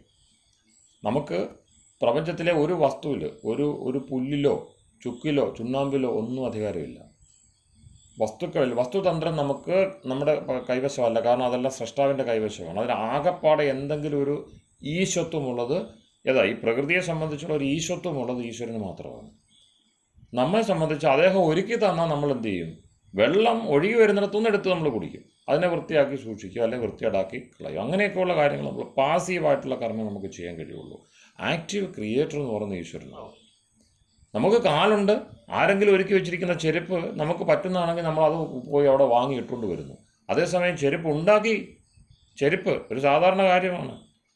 അപ്പോൾ അത് ഉണ്ടാക്കിയെടുത്ത് എൻ്റെ കാലിന് പറ്റുന്ന ഒരു ചെരുപ്പ് ഉണ്ടാക്കിയെടുക്കുക എന്നൊക്കെ പറഞ്ഞാൽ അങ്ങനെ എളുപ്പം നടക്കുമോ? നടക്കത്തില്ല. പെട്ടെന്ന് പറയാം നമുക്ക്, 100 രൂപയ്ക്ക് 200 രൂപയ്ക്ക് കിട്ടും അത്. പക്ഷെ അതെന്താണ്? വ്യവസ്ഥയുടെ ഭാഗമായിട്ടാണ്. ഞാൻ തനിയെ വിചാരിച്ചാൽ സാധിക്കില്ല. അത്രത്തോളം ദുർബലമായ ഒരു പിന്നെ എന്താ പറയുക, സൃഷ്ടി ക്ഷമതയാണ് ജീവാത്മാവിനുള്ളത്. ജീവാത്മാവ് പാസീവാണ്. അതുകൊണ്ടാണ് പലപ്പോഴും നിഷ്ക്രിയ പുരുഷ എന്ന് സാഖ്യം പറയുന്നത്. ആ നിഷ്ക്രിയത്വം എന്ന് പറയുന്നത് എന്താണ്? വളരെ പാസീവായിട്ട് ഒഴുക്ക് അനുകൂലമാണെങ്കിൽ മാത്രം എന്തെങ്കിലുമൊക്കെ നേടുന്ന ആളുകളാണ് മിക്കവാറും നമ്മൾ. ഒഴുക്കിനെ അനുകൂലമാക്കാനുള്ള പല ശ്രമങ്ങൾക്കിടയിൽ നമ്മൾ ആ ഒഴുക്കിൽ പെട്ടുപോകുകയാണ് പതിവ്. പിന്നെ അതൊന്നും ശ്രദ്ധിക്കുന്നില്ലെന്നേ ഉള്ളൂ. അപ്പോൾ ഇവിടെ പറഞ്ഞു വന്നത്, നമുക്ക് അധികാരം കർമ്മത്തിലേ ഉള്ളൂ. ആ കർമ്മത്തെ സംബന്ധിച്ചുള്ള അധികാരം അദ്ദേഹം എന്ത് ചെയ്തു? 39 അധ്യായത്തിൽ അത് പൂർണ്ണമായിട്ടും ഉപയോഗിക്കാൻ വേണ്ടി വിട്ടു തന്നു. 40 അധ്യായമുള്ള യജുർവേദത്തിൽ 39 അധ്യായങ്ങളിലും കർമ്മത്തെ മാത്രം ഊന്നിക്കൊണ്ട് എങ്ങനെ ജീവിക്കാൻ പറ്റും. അതുകൊണ്ടാണ് അടുത്ത മന്ത്രത്തിൽ ഈശത്തിൽ തന്നെ ഉണ്ടല്ലോ, കുർവന്യേവേഹ കർമാണി മീൻസ് എന്താണ്? ഉപദിഷ്ടാനി പൂർവാധ്യായേഷു ഉപദിഷ്ടാനി കർമാണി. അപ്പോൾ യാവന്തി കർമാണി ഉപദിഷ്ടാനി. ഏതൊക്കെ കർമ്മങ്ങളാണോ 39 അധ്യായത്തിൽ 39 അധ്യായത്തിൽ ഉപദേശിച്ചിരിക്കുന്നത്, ആ കർമ്മങ്ങൾ ചെയ്തുകൊണ്ട് തന്നെ 100 വർഷവും ജീവിക്കുവാൻ ആഗ്രഹിക്കണം. പക്ഷെ അവിടെ ശ്രദ്ധിക്കേണ്ട കാര്യം എന്താണ്? അതെല്ലാം ഇപ്പോൾ സംഭവിച്ചുകൊണ്ടിരിക്കുന്നത് ജഗത്തിനാണ് പ്രാധാന്യമുള്ളത്, ആത്മാവിന് പ്രാധാന്യമില്ല. ജീവന് പ്രാധാന്യമുണ്ടെന്നൊക്കെ നമ്മൾ തെറ്റിദ്ധരിക്കുക. കാരണം നമ്മൾ ജഗത്തിനെ ആശ്രയിക്കുന്നത് എന്തിനു വേണ്ടിയാണ്? എന്തെങ്കിലുമൊക്കെ സുഖം കിട്ടും, ദുഃഖം ഒഴിവാകാൻ വേണ്ടി, സുഖം കിട്ടാൻ വേണ്ടി നമ്മൾ ജഗത്തിനെ ആശ്രയിക്കുന്നു. അത്രയേ ഉള്ളൂ. നമുക്ക് വേണ്ടതെന്ത്? നമുക്ക് സ്ഥായിയായ സുഖം കിട്ടാനിടയുണ്ടോ? ദുഃഖം നമ്മെ വേണ്ട, സുഖമൊന്നും വേണ്ട, ദുഃഖം സ്പർശിക്കാതിരിക്കാനുള്ള വല്ല വഴിയുണ്ടോ? ചിന്തിക്കുന്നില്ല നമ്മൾ. അന്ന് തത്കാലത്തേക്കുള്ള സുഖം ഇങ്ങനെ എടുത്തെടുത്ത് പൊയ്ക്കൊണ്ടിരിക്കുന്നതിനിടയ്ക്ക് 2 പ്രധാനപ്പെട്ട കാര്യങ്ങളാണ് നമ്മളിൽ നഷ്ടമാകുന്നത്. നമ്മളെല്ലാവരും ചെയ്തുകൊണ്ടിരിക്കുന്നത് തത്കാലത്തേക്കുള്ള സുഖ ഉപായങ്ങൾ കണ്ടെത്തി പിന്നെ ദുഃഖത്തെ മെല്ലെ മെല്ലെ ഒഴിവാക്കി എന്ന് വിചാരിച്ച് അങ്ങനെ കഴിഞ്ഞുകൂടുകയാണ്. ആ കഴിഞ്ഞുകൂടുമ്പോൾ സ്ഥായിയായ സുഖത്തിൻ്റെ സ്രോതസ്സ് നമ്മളിൽ നിന്ന് വിട്ടുപോകുന്നുണ്ട്. സ്ഥായിയായ ദുഃഖം ദുഃഖത്തിൻ്റെ നിരന്തരമായ പ്രവാഹത്തിൽ നമ്മൾ അകപ്പെടുകയും ചെയ്യുന്നുണ്ട്. ഈശ്വരനോടുള്ള ബന്ധം നമുക്ക് നഷ്ടപ്പെടുന്നു, മറിച്ച് വീണ്ടും ജനിക്കുവാനുള്ള സാധ്യത നമ്മൾ ഒരുക്കുകയും ചെയ്യുന്നുണ്ട്. അപ്പം കർമ്മം ചെയ്യാൻ ഈ 39 അധ്യായത്തിൽ ഉപദേശം അതിനു വേണ്ടിയല്ല, കർമ്മത്തിൽ വേണ്ട അധികാരം പ്രയോഗിക്കുവാൻ വേണ്ടിയാണ്. നമുക്ക് ആകെ അധികാരമുള്ളത് കർമ്മത്തിൽ മാത്രമാണ്. ശ്രദ്ധിച്ചാൽ അറിയാം, സൂക്ഷ്മമായിട്ട് ഇതൊരു വലിയ തത്വചിന്താ പ്രശ്നമാണ്. മനുഷ്യന് സത്യസന്ധമായിട്ട് അധികാരമുള്ള കർമ്മത്തിൽ മാത്രമാണ്. കാരണം നമ്മുടെ ശരീരം എടുത്ത് നോക്കിയാൽ മനസ്സ്, വാക്ക്, ശരീരം 3 സാധനങ്ങളാണല്ലോ. ആ സാധനങ്ങൾ ചേർന്ന് പ്രവർത്തിക്കുന്ന ഒരു വ്യവസ്ഥയ്ക്കാണ് ശരീരം എന്ന് പറയുന്നത്. എന്തേ നടക്കുകയുള്ളൂ? അത് കർമ്മസാധനമാണ്, കർമ്മം ചെയ്യാനുള്ള സാധനമാണ്. അവിടെ ജ്ഞാനത്തിൻ്റെ വിചാരം എന്ന് പറയുന്നത് പോലും ബൗദ്ധിക കർമ്മമാണ്. അതിനെ ശുദ്ധജ്ഞാനം എന്ന് പറയാൻ കഴിയില്ല. അപ്പോൾ ഈ ജ്ഞാനകാന്ഡം കർമ്മകാന്ഡം എന്നൊക്കെ പറഞ്ഞ് വേദത്തെ വേർതിരിച്ച് വെച്ചിരിക്കുന്നത് തന്നെ സംശയിക്കേണ്ടതാണ്. അതൊക്കെ പിൽക്കാലത്തെ പിന്നെ പലതരത്തിലുള്ള ബൗദ്ധിക അഭ്യാസങ്ങളുടെ ഭാഗമാണ് നമ്മെ സംബന്ധിച്ച്. അതുകൊണ്ടാണ് അത് മാനസിക കർമ്മങ്ങളാണല്ലോ നമ്മൾ പറയുന്നത്. ഉപാസന എല്ലാം മാനസിക കർമ്മങ്ങൾ തന്നെയാണ്. അതൊന്നും ജ്ഞാനമെന്ന് പറയാൻ പറ്റത്തില്ല. പിന്നെ ആ ജ്ഞാനം എന്ന് വെച്ചാൽ അനുഭവമാണ്. ആ അനുഭവം എന്ന് പറയുന്ന സംഗതി നമുക്ക് കർമ്മം കൊണ്ടോ മറ്റൊന്നും അതിനെ അത് ചെയ്യാൻ പറ്റത്തില്ല. അപ്പോൾ അതുകൊണ്ടാണ് പിന്നെ ഋഷി സന്ധ്യാവന്ദനം സമാധിയിലേക്ക് നയിക്കുന്ന നിത്യപ്രക്രിയയാണ്. സന്ധ്യാവന്ദനത്തിൻ്റെ ഒടുവിൽ സമർപ്പണ ഭാഗത്ത് പറയുന്നത് പിന്നെ ഹേ ഈശ്വര ദയാനിധേ അനേന ജപ ഉപാസനാദി കർമ്മണ. ജപം ഉപാസന തുടങ്ങിയുള്ളവയെ കർമ്മങ്ങളായിട്ടാണ് കാണുന്നത്. എന്നിട്ട് എന്ത് ചെയ്യുന്നു? ധർമാർത്ഥ കാമമോക്ഷാണ്. കർമ്മം കൊണ്ട് പിന്നെ കർമ്മം ചെയ്താൽ ധർമ്മവും അർത്ഥവും കാമവും കിട്ടുമെന്നേ സാധാരണ വിചാരിക്കുകയുള്ളൂ. മോക്ഷത്തിൻ്റെ. അപ്പോൾ ചതുർവർഗത്തിൻ്റെ സിദ്ധിക്ക് വേണ്ടിയുള്ള കർമ്മങ്ങൾ അവ സദ്യസിദ്ധി ഉടനടി അത് ഫലിക്കുമാറാകട്ടെ എന്ന് പ്രാർത്ഥിച്ചുകൊണ്ടാണ് നമ്മൾ സമർപ്പിക്കുന്നത്. അപ്പം അതിനർത്ഥം എന്താണ്? പിന്നെ കർമ്മത്തിൻ്റെ അധികാരം നേടിയ ഒരു വ്യക്തി, ശുദ്ധമായി കർമ്മം ചെയ്യുന്ന ഒരു വ്യക്തി ഈശ്വരനോട് അത്ര അടുത്തിരിക്കും. കാരണം എന്താണ്? ഈശ്വരൻ ഈശ്വരനോട് അടുത്തിരിക്കും. ശുദ്ധമാണ്. അതായത് തനിക്ക് കിട്ടിയിരിക്കുന്ന ഈ പറഞ്ഞ സാധനങ്ങളുണ്ടല്ലോ, മനസ്സ്, വാക്ക്, ശരീരം, ഈ സാധനങ്ങൾ ഉപയോഗിച്ച് നമ്മളൊരു കർമ്മം വൃത്തിയായിട്ട് ചെയ്യുമ്പോൾ ഈശ്വരനോട് നമ്മൾ അടുത്തിരിക്കും സഹജമായിട്ട്. അത് വിളിക്കണമെന്നൊന്നുമില്ല. വിളിക്കുന്നതൊക്കെ നമ്മളുടെ ഇഷ്ടവും താല്പര്യവും പിന്നെ നമ്മുടെ സംസ്കാരവും അതൊക്കെയാണ്. അപ്പോൾ വിളിച്ചാലും ഇല്ലെങ്കിലും ശുദ്ധമായിട്ട് കർമ്മത്തിൻ്റെ അധികാരം ഉപയോഗിച്ചൊരു വ്യക്തിക്ക് ഈശ്വരനോട് ബന്ധമുണ്ട്. അതാണ് നേരത്തെ മുന്തമാഷ് ഉദ്ധരിച്ച ആ ഒരു പിന്നെ ഇതിന് ശേഷമുള്ള ഈശാവാസ്യ മന്ത്രത്തിൽ പിന്നെ തദന്തരസ്യ സർവസ്യ തതു സർവസ്യാസ്യ ബാഹ്യത എന്ന് പറയുന്ന ആ ഭാഗത്ത് പിന്നെ തദ്ദൂരേ തദ്വ അന്തികെ എന്നൊരു പ്രയോഗമുണ്ട്. തദ്ദൂരേ തതു അന്തികെ. അത് ദൂരത്വമാണ്, അത് അടുത്തുമാണ്. ഇപ്പോൾ തേന തെക്തേന എന്ന് പറഞ്ഞല്ലോ, അത് ദൂരത്വമാണ്, അത് അടുത്തുമാണ്. അത് നൽകിയത് കൊണ്ട് ഭുജിക്കണം. അതിൻ്റെ സ്വഭാവം എന്ന് പറയുന്നത് ദൂരത്വമാണ്, അത് അടുത്തുമാണ്. എല്ലായിടത്തും നിറഞ്ഞിരിക്കുന്ന ഒരു സംഗതിക്ക് എന്താണ് ആ വിരോധം വരുന്നത്? അത് അകം പുറം നിറഞ്ഞു നിൽക്കുന്ന സത്ത അല്ലേ? തത് അന്തരസ്യ സർവസ്യ തത് നിശ്ചയമായിട്ടും അതും സർവസ്യാസ്യ ബാഹ്യത, ഇതിനെല്ലാം പുറത്തും അതുണ്ട്. അപ്പോൾ അകം പുറം തിങ്ങി നിറഞ്ഞു നിൽക്കുന്ന ഒരു വസ്തു ദൂരെയാണ് അടുത്താണ് എന്ന് എങ്ങനെ വരും? അപ്പോൾ ദൂരെയുള്ളത് വേറൊന്ന്, അടുത്തുള്ളത് വേറൊന്ന് എന്ന വിരോധാഭാസം ഉണ്ടാകും. അതിനെ കഠോപനിഷത്ത് നിഷേധിക്കുന്നു. പിന്നെ യദിഹ തദമുത്ര, ഇവിടെ എന്തുണ്ടോ അത് തന്നെ അവിടെയുള്ളത്. യദമുത്ര തദന്വിഹ, അവിടെ എന്തുണ്ടോ അത് തന്നെ ഇവിടെയുള്ളത്. നേഹനാനാസ്തി കിഞ്ചന, ഈശ്വര സത്തയ്ക്ക് അത് ഇത് എന്ന വ്യത്യാസമില്ല, നാനാത്വമില്ല. അപ്പോൾ അത് എല്ലായിടത്തും ഏകരസമായിട്ടിരിക്കുന്നു എങ്കിൽ സമുദ്രത്തെ നമ്മൾ കാണുന്ന പോലെയാണ്. സമുദ്രത്തിൽ ഉപ്പുണ്ടോയെന്നറിയാൻ വേണ്ടി സമുദ്രം മുഴുവൻ പോയി തൊട്ട് നോക്കേണ്ട കാര്യമില്ല. സമുദ്രം ഏകരസമാണ്. ഇവിടെ ഉപ്പുള്ളതുകൊണ്ട് അവിടെയും ഉപ്പുണ്ട്. ആ മട്ടിലാണല്ലോ ഈശ്വര സത്ത ഇരിക്കുന്നത്. അപ്പോൾ അവിടെ തദ്ദൂരേ തദ്വന്തിക എന്നെങ്ങനെ പറയാൻ കഴിയും? അവിടെയാണ് ഋഷി പരമ്പരയിൽ മാത്രമാണ് അർത്ഥങ്ങളുള്ളത്, അത്തരം അർത്ഥങ്ങളുള്ളത്. അവർ പറയും ധാർമ്മികൻ അത് അടുത്തും അധാർമികൻ അത് ദൂരെയുമാണ്. അതിനർത്ഥം എന്താണ്? കർമ്മം ചെയ്താൽ മാത്രമേ ഈശ്വരൻ അടുക്കാനാവുകയുള്ളൂ. കർമ്മം ചെയ്യാതെ ഏതെങ്കിലുമൊക്കെ കാരണം പറഞ്ഞ് കർമ്മം ചെയ്യാതിരിക്കുന്നവൻ ഈശ്വരൻ അവനിൽ നകന്നു പോകും. പക്ഷെ അടുക്കാനാവത്തില്ല, ഈശ്വരൻ്റെ സാന്നിധ്യം അറിയാൻ കഴിയില്ല. ശുദ്ധമായി കർമ്മം ചെയ്യും. കർമ്മത്തിൻ്റെ അധികാരം. അതുകൊണ്ടാണ് പൂർവികർ എന്തേ ചെയ്തുള്ളൂ, അവർക്ക് കിട്ടിയിരിക്കുന്ന സാഹചര്യം ഉപയോഗിച്ചു. അവർ വരാതെയൊന്നും പറഞ്ഞില്ല. അവർ നിരന്തരം സമരത്തിലായിരുന്നു. നിരന്തരം അവർ പിന്നെ മല്ലിട്ടു. അവർ ആത്മഹത്യ ചെയ്യാൻ പോയില്ല, അവർ വഴി പറയാൻ പോയില്ല. അവരുടെ കർമ്മം ചെയ്തു, സ്വധർമ്മം ചെയ്തു. ആ സ്വധർമ്മത്തിലൂടെ അവർ പരമ്പരയെ നിലനിർത്തി. നമുക്കിന്ന് കാണുന്ന സൗഭാഗ്യങ്ങളൊക്കെ അങ്ങനെ ഉണ്ടായതാണ്. കാരണം ഈ പറഞ്ഞ സൗഭാഗ്യങ്ങളൊക്കെ നശിച്ചു പോയതിനെ ഏതെങ്കിലും ഒരു തലമുറ പിന്നെ തീരുമാനിച്ചു, ഞങ്ങൾ ഈ സ്വധർമ്മം ഒന്നും ചെയ്യുന്നില്ല, ഞങ്ങൾ പരധർമ്മം ചെയ്യാം. പരധർമ്മം ചെയ്യാം. കാരണം എന്താണ്? നിരന്തരമായിട്ട് ഒരു പിന്നെ കഴിഞ്ഞ തൊട്ട് മുമ്പ് ഒരു മണിക്കൂർ മുമ്പ് ഞാനൊരു ക്ലാസ് അറ്റൻഡ് ചെയ്യുമായിരുന്നു. അപ്പോൾ അതിനകത്ത് ഇങ്ങനെ അടിമത്തത്തിൻ്റെ ചരിത്രം പറയുക. ഒരു 2600 വർഷം പേർഷ്യൻ ആക്രമണം തൊട്ട് പല ഘട്ടങ്ങളായിട്ട് അടിമത്തത്തിന് വിധേയമായിട്ട് അല്ലെങ്കിൽ നിരന്തരമായ സ്വാതന്ത്ര്യ സമരത്തിലായിരുന്നു. ഈ കഴിഞ്ഞ ദിവസത്തെ സ്വാതന്ത്ര്യ സമരമൊന്നുമല്ല. പേർഷ്യക്കാരുമായിട്ട് ബന്ധപ്പെട്ട്, ഗ്രീക്കുകാരുമായിട്ട് ബന്ധപ്പെട്ട്, പിന്നെ അതിനുശേഷം തുടർച്ചയായിട്ട് ഇസ്ലാമുമായിട്ട് ബന്ധപ്പെട്ട് ഒക്കെ ഈ നിരന്തര സമരത്തിലാണ്. അതിനിടയ്ക്കുള്ള ഒരു ചെറിയ ഇടവേളയിലാണ് ഈ ബ്രിട്ടീഷുകാർ വരുന്നത്. പിന്നെ അതിനിടയ്ക്കാണ് നമുക്ക് സ്വാതന്ത്ര്യം കിട്ടിയെന്ന് നമ്മൾ വിചാരിക്കുന്നത്. ഇതിങ്ങനെ തുടർപ്രക്രിയ നടന്നുകൊണ്ടിരിക്കുകയാണ്. അപ്പോൾ പറഞ്ഞു വന്നത്, പിന്നെ ഇതിനിടയ്ക്ക് നമ്മുടെ പൂർവികർ അടിമത്തത്തിനുള്ള സാഹചര്യവും എല്ലാ ക്ലേശങ്ങളും ഉണ്ടായിരുന്നു. പക്ഷേ അവരെ മതം മാറിയോ?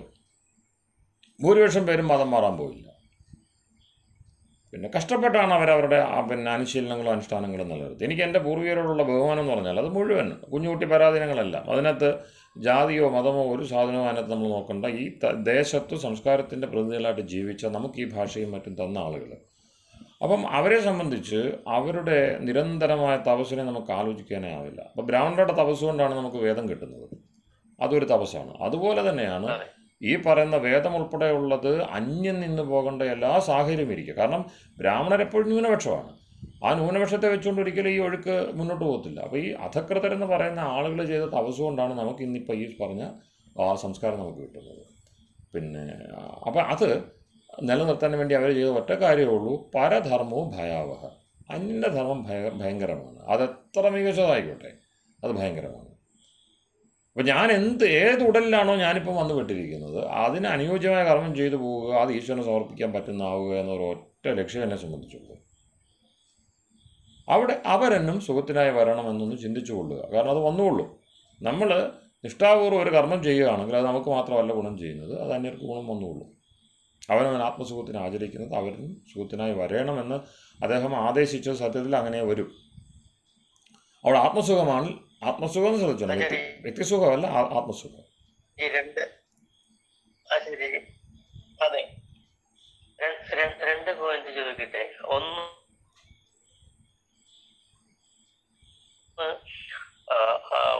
തേന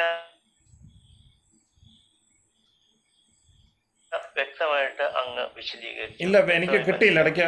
ഇടയ്ക്ക് ബ്രേക്ക് ആയി പോകുന്നു ശബ്ദം. പറയണം. രണ്ടാമത്തേത്, പരധർമ്മം ഭയാവഹം എന്ന് പറയുമ്പോൾ ഇവിടെ പരധർമ്മം എന്നുള്ളതിനൊരു വ്യക്തത വരുന്നു. കാരണം ജന്മം കൊണ്ട് ബ്രാഹ്മണനായ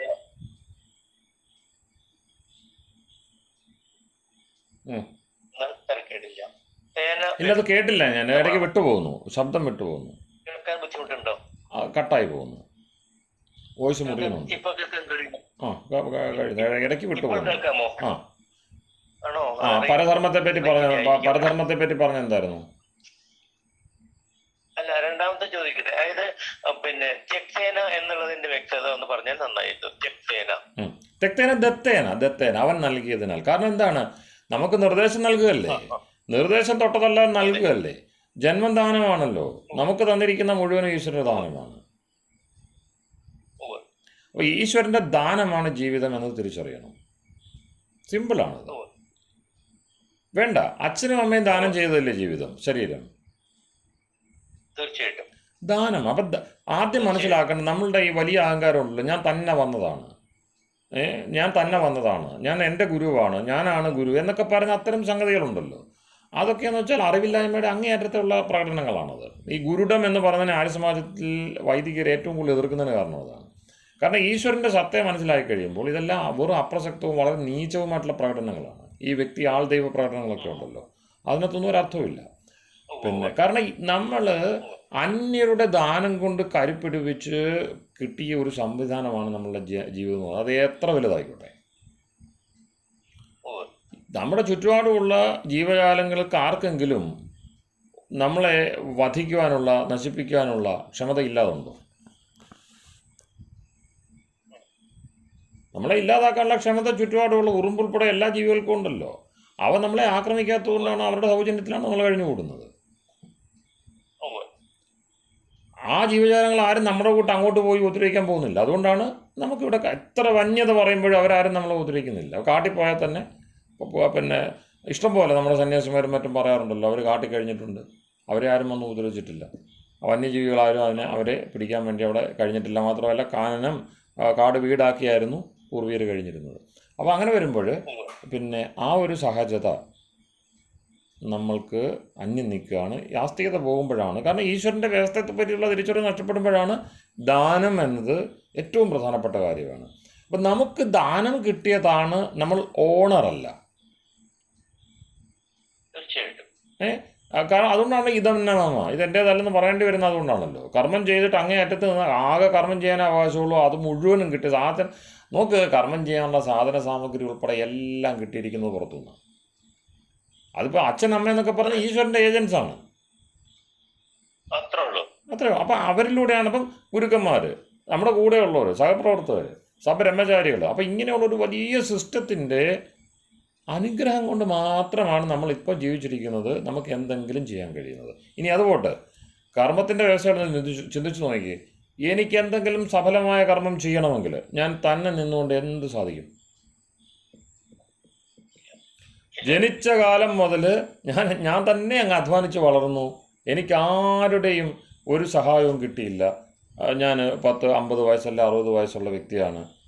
ഞാൻ എന്ത് ചെയ്തിട്ടുണ്ടാവും ഇതിനോടകം? ഒന്നും ചെയ്തിട്ടുണ്ടാവില്ല. കഷ്ടപ്പെട്ട് സ്വന്തം കാര്യം ചെയ്തിട്ടുണ്ടാവും. കാരണം എന്താണ്? എന്തെങ്കിലും സഫലമായ കർമ്മം ചെയ്യണോ, നേരത്തെ പറഞ്ഞ വ്യവസ്ഥയിലൂടെ വരണം. അവർ നേരത്തെ തന്നെ മഹാകർമാക്കളായിട്ട് പോകുന്നവരാരാണ്? അവർ കൃത്യമായിട്ട് ഈശ്വരോപാസനയും അതുപോലെ തന്നെ പിതൃോപാസനയും ആചാര്യോപാസനയും ഒക്കെ ചെയ്തവരാണ്. അന്യരിൽ നിന്നും, അന്യരല്ല കൂടെയുള്ളവരിൽ നിന്നും കൃത്യമായിട്ട് കർമ്മത്തിൻ്റെ രഹസ്യങ്ങളും ആദേശങ്ങളും കിട്ടിയവർ. ഇപ്പോൾ ഗാമാനയെ നമ്മൾ ഉദാഹരണം പറഞ്ഞു.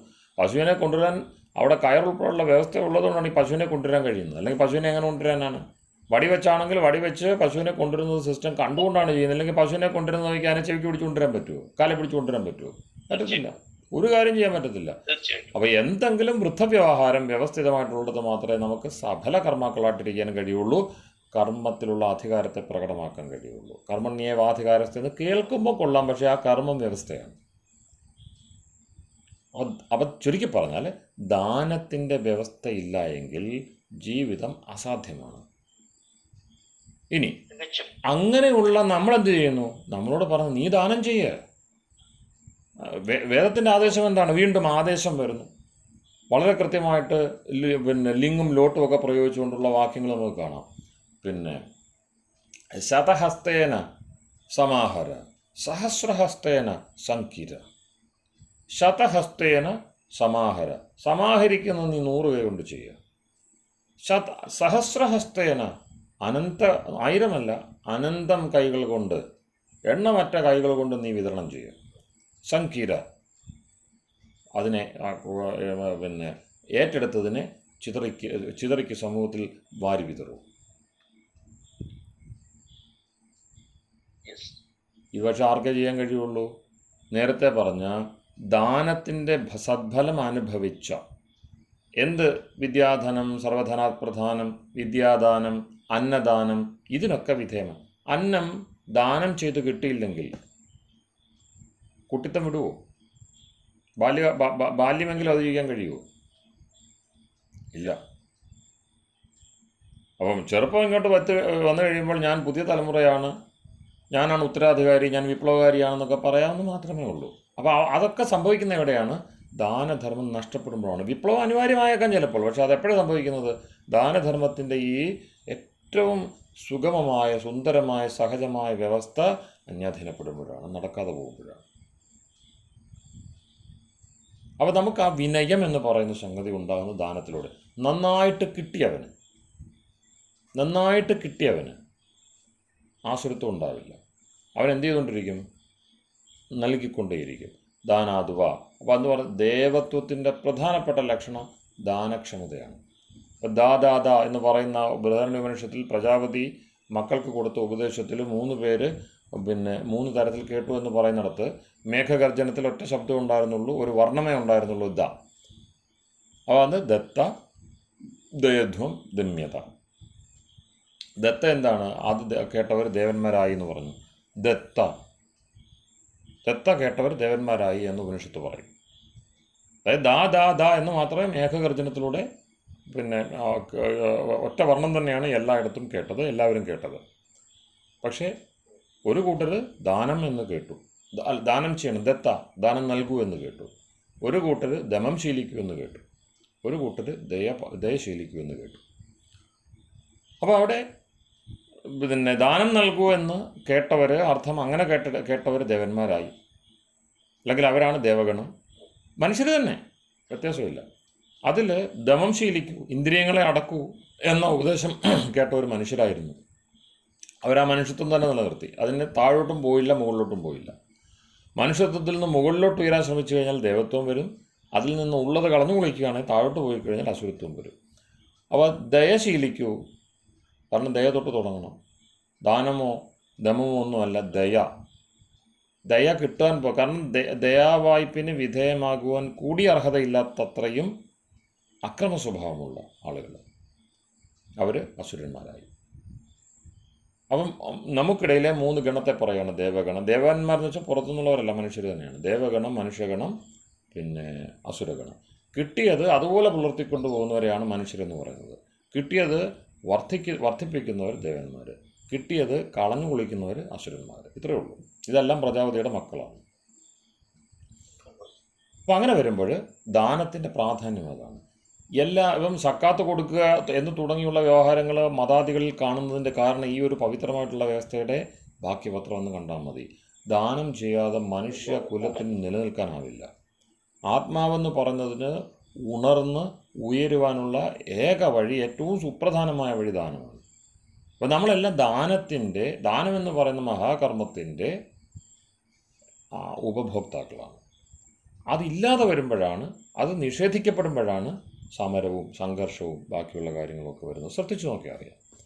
എന്ത് കിട്ടാതെ വരുന്നു? വെള്ളം കിട്ടാതെ വരുന്നു, വായു കിട്ടാതെ വരുന്നു, അറിവ് കിട്ടാതെ വരുന്നു, അല്ലെങ്കിൽ തെറ്റായ അറിവ് കൊടുക്കുന്നു, അല്ലേ?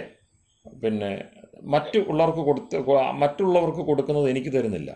ഇതല്ലേ വിപ്ലവത്തിൻ്റെയൊക്കെ ഒന്ന് പിന്നിലേക്ക് ചിന്തിച്ചു നോക്കി. ദാനധർമ്മം എന്ന് പറയുന്ന ആ ക്രിയ കൃത്യമായിട്ട് നടക്കുന്നില്ല. വിതരണം എന്താണ്? ദാനമാണ്. ഡിമാൻഡ് ആൻഡ് സപ്ലൈ അല്ലേ എക്കണോമിക്സ് എന്ന്. അപ്പോൾ സമ്പദ് ശാസ്ത്രം ഉൾപ്പെടെ എന്തെടുത്ത് നോക്കിക്കോ, വിതരണത്തിൽ വരുന്ന കാലുഷ്യമാണ് വിഷയം. അപ്പം അതുകൊണ്ട് തേന തെക്തേന ഭുഞ്ചീത, നീ ഈശ്വരൻ നൽകിയത് കൊണ്ട് വേണം ഭുജിക്കുവാൻ. കാരണം ഈശ്വരനെ കൊണ്ട് മൂടുക. ഈ പറയുന്ന ജഗത്തെന്ന് പറയുന്ന സംഗതി നിരന്തരം ചലിച്ചുകൊണ്ടിരിക്കുന്നതാണ്. ഇതിപ്പോൾ എന്ത് ചെയ്തുകൊണ്ടിരിക്കുന്നു? നീ ആരിൽ നിന്നാണോ ഈ ഊർജ്ജമെല്ലാം നേടുന്നത്, ആരിലാണോ നിലനിൽക്കുന്നത്, ആരിലേക്കാണോ നിനക്ക് പോകേണ്ടത്, ആ ഈശ്വരനെ സംബന്ധിച്ചുള്ള എല്ലാ ധാരണകളും തെറ്റിദ്ധാരണകളാക്കി തരുന്ന ഒരു ലോകത്താണ് നീ. ഈ ജഗത്ത് ഇളകി മറിയുന്ന നിരന്തരം ക്രിയാശീലമായ നമ്മളെ അടക്കിയിരുത്താതെ, ഞാൻ പറഞ്ഞല്ലോ, തത്കാലത്തേക്കുള്ള ലക്ഷ്യങ്ങളിലേക്ക് മാത്രമാണ് പ്രകൃതി നമ്മളെ നയിക്കുന്നത്.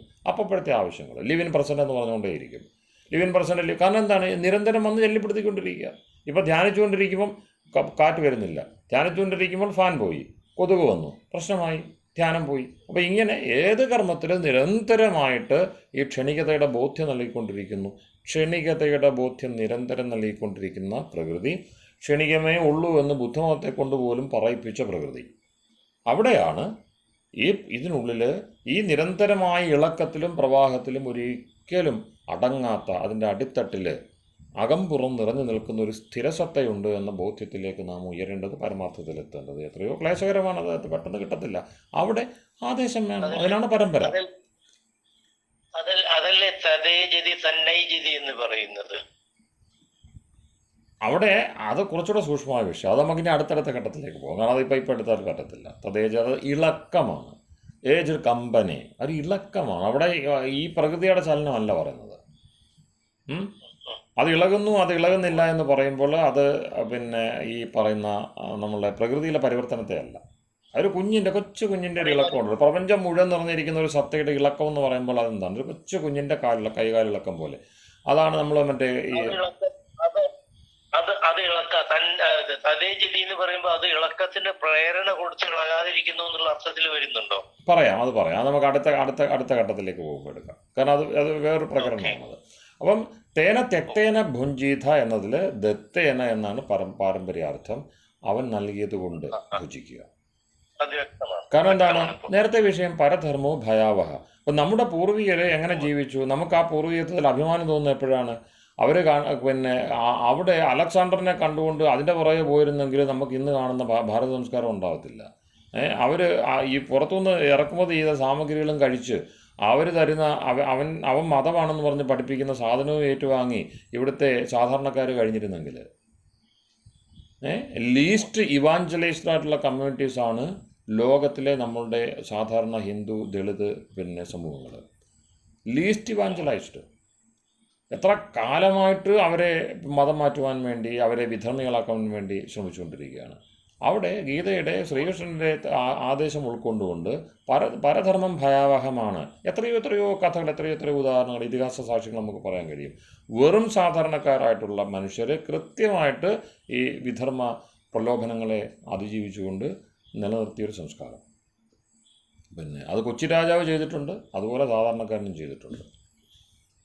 അതിനൊക്കെ ഒരുപാട് കഥകളുണ്ട്. അപ്പം പറഞ്ഞു വന്നത് എന്താണ്? പരധർമ്മം ഭയാവഹമാണെന്നുള്ള ബോധ്യം ഈശ്വരനുണ്ട്. ഈശ്വരൻ കൃത്യമായിട്ട് നമുക്ക് നൽകേണ്ടത് നൽകുന്നുണ്ട്. അത് തിരിച്ചറിഞ്ഞുകൊണ്ട് നമ്മളുടെ ക്ലേശങ്ങളെ നമ്മൾ തന്നെ ആത്മനിർഭരമായിട്ടുള്ള ഒരു സ്ഥിതിയിൽ നിന്നുകൊണ്ട് നയിക്കണം, നേരിടണം. അപ്പോൾ ഈ വന്നുപെട്ടതെല്ലാം ആചാര്യജി, ഇവിടെ പരധർമ്മം എന്ന് ഉദ്ദേശിച്ചത് നമ്മള് വർണ്ണ വ്യവസ്ഥയിൽ വരിക്കുന്നത് വർണ്ണം എന്ന് പറഞ്ഞ മറ്റൊന്ന് സ്വീകരിക്കുന്നതിന് വിരോധമായിട്ടല്ലല്ലോ. ഇവിടെ പരധർമ്മം എന്ന് പറയുന്നതിന്റെ കൃത്യത എന്താണ്? പരധർമ്മം എന്ന് വെച്ചാൽ മറ്റുള്ളവർ ചെയ്യുന്നത്. ഇപ്പോൾ അന്യനെ അനുകരിച്ചുകൊണ്ടാണല്ലോ മിക്കവാറും നമ്മളുടെ കാര്യങ്ങളെ ചെയ്യുക. ഇവിടെ ഈ ദാനം കൊണ്ട് വളർന്ന നമ്മൾക്ക് ഈ ഒരു വലിയ വിഷയമാണ്. അനുകരണ ഭ്രമവും ഉണ്ടാവും. അനുകരണം എന്ന് പറഞ്ഞ സംഗതി, ഈ അനുകരണം ഒരു പ്രശ്നമാണ്. കാരണം അനുകരണം നമുക്കും, ഇപ്പം ഒരാൾ പാട്ട് പാടുന്നു നോക്കും, ഒരു കൊച്ചുകുട്ടി, അവന് വലിയ ട്രെയിനിങ് ഒന്നുമില്ലാതെ പാട്ട് പാടും, നന്നായിട്ട് പാട്ട് പാടും. ഞാൻ ഉദാഹരണം പറഞ്ഞെന്നുള്ളൂ. ഒരു സ്കില്ലുണ്ട് അവന്. ആ സ്കില്ല് പഠിക്കാതെ കിട്ടിയതാണ്. എന്ന് വെച്ചാൽ ജന്മായത്തമാണെന്ന് അർത്ഥം. ഈ ജന്മായത്തമായ സ്കില്ല് അവൻ്റെ കൂടെയുള്ള ആരും പാടുന്നവരല്ല. അവൻ എന്ത് ചെയ്യുന്നു? അതിന് പ്രോത്സാഹനം കിട്ടത്തില്ല. പക്ഷേ ജന്മായത്തമായ എന്ന് വെച്ചാൽ ഈശ്വരൻ നൽകിയതാണത്. ജന്മായത്തം എന്ന് വെച്ചാൽ എന്താണ്? താൻ ആഗ്രഹിച്ചല്ല സംഗീതജ്ഞനാകുക എന്നുള്ളത്, അല്ലെ സംഗീതം അത് ഈശ്വരൻ കൊടുത്തു. അവൻ്റെ കർമ്മത്തിന് കൃത്യമായിട്ടുള്ള വ്യവസ്ഥ ചെയ്തിട്ട് അവനെ പാട്ടുകാരനാക്കി. പക്ഷേ അവനത് പോളിഷ് ചെയ്തു. അത് ആ പ്രതിഭാശക്തിയെ അവൻ വളർത്തിയെടുത്തില്ലെങ്കിലോ അത് അവൻ്റെ ബാധ്യതയാണ്. അവിടെ ബാക്കിയുള്ളവരുടെ പരധർമ്മം എന്താണ്? പാട്ട് പാടാതിരിക്കുക എന്നുള്ളതാണ്. പക്ഷേ ഇവൻ്റെ സ്വധർമ്മം എന്താണ്? പാട്ട് പാടുക എന്നുള്ളതാണ്. അത് പാട്ട് പാടുന്ന മറ്റേ ജയ്പൂർ ഘരാനയിലോ അല്ലെ ഉജ്ജയിനിലെ ഘരാനയിലോ ഭോപ്പാലിലെ ഘരാനയിലോ ഒന്നും അവന് ജന്മം കിട്ടിയില്ല. അവനൊരു നാട്ടിൻ പുറത്താണ് ജന്മം കിട്ടിയത്. പക്ഷേ അതിനെ ഈശ്വരദത്തമായിട്ട് കണ്ടുകൊണ്ട് അവൻ എന്ത് ചെയ്യണം? അതിനെ വളർത്തിയെടുക്കണം. ആ വെല്ലുവിളി അവൻ അതിനെ എന്ത് ചെയ്യണം? ആ വെല്ലുവിളിയെ മറികടക്കണം. അപ്പോൾ ഈശ്വരദത്തമായതെന്ത് എന്ന് തിരിച്ചറിഞ്ഞുകൊണ്ടുള്ള പരധർമ്മ വിമുഖതയാണ്, വൈമുഖ്യമാണ് നമ്മൾ പ്രോത്സാഹിപ്പിക്കുന്നത്. അല്ല മറ്റുള്ളവർ നല്ല കാര്യം ചെയ്തു അത് ചേരുന്നല്ല. അതുകൊണ്ടാണ് നിർദ്ദേശം വരുന്നത്. അപ്പം സാധാരണ പ്രമാണം കൊണ്ട് കിട്ടുന്നതൊന്നും എപ്പോഴും ശ്രദ്ധിക്കുക. നമ്മൾ പലപ്പോഴും ഇത് ചോദിക്കുമ്പോൾ അതെന്താ നമുക്ക് അങ്ങനെ ചെയ്തുകൂടെ, മറ്റൊരാൾ പറഞ്ഞ നല്ലൊരു കാര്യത്തെ ചെയ്തുകൂടെ? അത് ലൗകിക പ്രമാണം കൊണ്ട് കിട്ടുന്നതാണല്ലോ. നമ്മൾ ആരെയൊക്കെ അനുകരിക്കുന്നുണ്ട്? ലൗകിക പ്രമാണം കൊണ്ടാണ് ശരിയെന്ന് തോന്നുന്നു. ആളുകൾ ചെയ്യുന്നത് ശരിയെന്ന് കണ്ട് നമ്മൾ അനുകരിക്കുന്നു. പല്ല് തേച്ചുകൊണ്ടിരിക്കുന്നത് നിത്യകർമ്മമാണ്. പക്ഷേ ഒരാൾ പറഞ്ഞു ഇന്ന പേസ്റ്റ് ചെയ്താൽ കുറച്ചുകൂടെ നല്ലതാണ്, നമ്മളെടുത്തു പ്രയോഗിച്ചു, ഒരാഴ്ച കഴിയുമ്പോൾ നമുക്ക് നല്ല റിസൾട്ട് കിട്ടി, അങ്ങനെ ചെയ്തു. അത് പരധർമ്മമല്ല. കാരണം അതൊക്കെ ലൗകിക പ്രമാണമാണ്. ലൗകിക പ്രമാണത്തിൻ്റെ പ്രാമാണികത അത് അതിലൂടെ തന്നെ ജീവിതാനുഭവത്തിൽ തന്നെ ചെയ്തു. അത് വേദം പറയാനില്ല അവിടെ. വേദം അവിടെ നിന്നും വന്നെന്ത് ചെയ്യത്തില്ല, വാക്യം പറഞ്ഞ് അതിനെ പുഷ്ടിപ്പെടുത്തത്തില്ല. അതുകൊണ്ടാണ് വേദവാക്യങ്ങൾക്ക് വ്യാവഹാരിക അർത്ഥം പറഞ്ഞ് നശിപ്പിക്കരുത്. ഭാഷയാണത്, പറഞ്ഞിട്ട് കാര്യമില്ല. ആ ഭാഷയുടെ അർത്ഥം അതല്ല. സാധാരണ ഭാഷയിലെ അർത്ഥമല്ല വേദഭാഷയ്ക്കുള്ളത്. കാരണം വിശേഷമായൊരു ആദേശം അതിൻ്റെ പിന്നിലുണ്ടാകും. കാരണം അതിൻ്റെ ഉപദേശകൻ ഈശ്വരനായതുകൊണ്ട് തന്നെ. നമുക്കറിയാവുന്ന മറ്റു പ്രമാണം കൊണ്ട് കിട്ടാവുന്ന ഒരു കാര്യം പറയാൻ വേണ്ടി എന്തിനാണ് ഈ വേദസംഹിതയൊക്കെ പറഞ്ഞുകൊണ്ട് ഈ നൂറ്റാണ്ടുകളായിട്ട് ഒരേ സ്ഥാനത്ത് ഇങ്ങനെ നമ്മൾ ചുംബിക്കൊണ്ട് നടക്കുന്നതിൻ്റെ ആവശ്യമില്ല. അപ്പം അനന്യ പ്രമാണമേത്, മറ്റൊരു പ്രമാണം കൊണ്ട് ഒരു തരത്തിലും അറിയാൻ പറ്റാത്ത ആശയങ്ങൾ മാത്രമേ വേദത്തിലുള്ളൂ. അതിനെ പിൻപറ്റിയാൽ മാത്രമേ നമുക്ക് നിത്യതയിലേക്കുള്ള സഞ്ചാരം സുഗമമാവൂ. അവിടെയാണ് യാനം എന്ന് പറഞ്ഞ് പ്രസക്തമാകുന്നത്. ആ 3 യാനങ്ങളെ പറ്റിയുള്ള വിവേകം പ്രസക്തമാകുന്നത്. അപ്പോൾ അവിടെ തേന തെക്തേന ഭുഞ്ചിത എന്ന് പറഞ്ഞാൽ തേന ദത്തേന, തേന ഈശേന ദത്തേന. ഇളകി മറിയുന്ന പ്രപഞ്ചത്തിൽ ജീവിതം സുഗമമാകണമെങ്കിൽ ഈശ്വരൻ്റെ ദാനവ്യവസ്ഥയുടെ കൃത്യമായ ബോധമുണ്ടാവണം. അതിലൂടെ അനുഷ്ഠാനങ്ങളെ കൃത്യതപ്പെടുത്താനും ആളുകൾ അതായത് ധർമ്മം, സ്വധർമ്മവും പരധർമ്മവും നിരന്തരം കലഹത്തിലായിരിക്കുമ്പോൾ എൻ്റെ ധർമ്മവും കൂടെയുള്ള ആളുകളുടെ ധർമ്മവും തമ്മിൽ, ധർമ്മം എന്ന് വെച്ചാൽ കർത്തവ്യവും തമ്മിൽ എപ്പോഴും ഇണങ്ങുകയും പിണങ്ങുകയും ചെയ്തുകൊണ്ടിരിക്കും. അവിടെ ഈ തത്വത്തെ വെച്ചുകൊണ്ട് മാത്രമേ നമുക്ക് മാനദണ്ഡമാക്കി മുന്നോട്ട് പോകാനാവുകയുള്ളൂ. സൂക്ഷ്മ വിഷയമാണ്, മെല്ലെ മെല്ലെ നമുക്കത് തെളിച്ചെടുക്കാം. ഓം.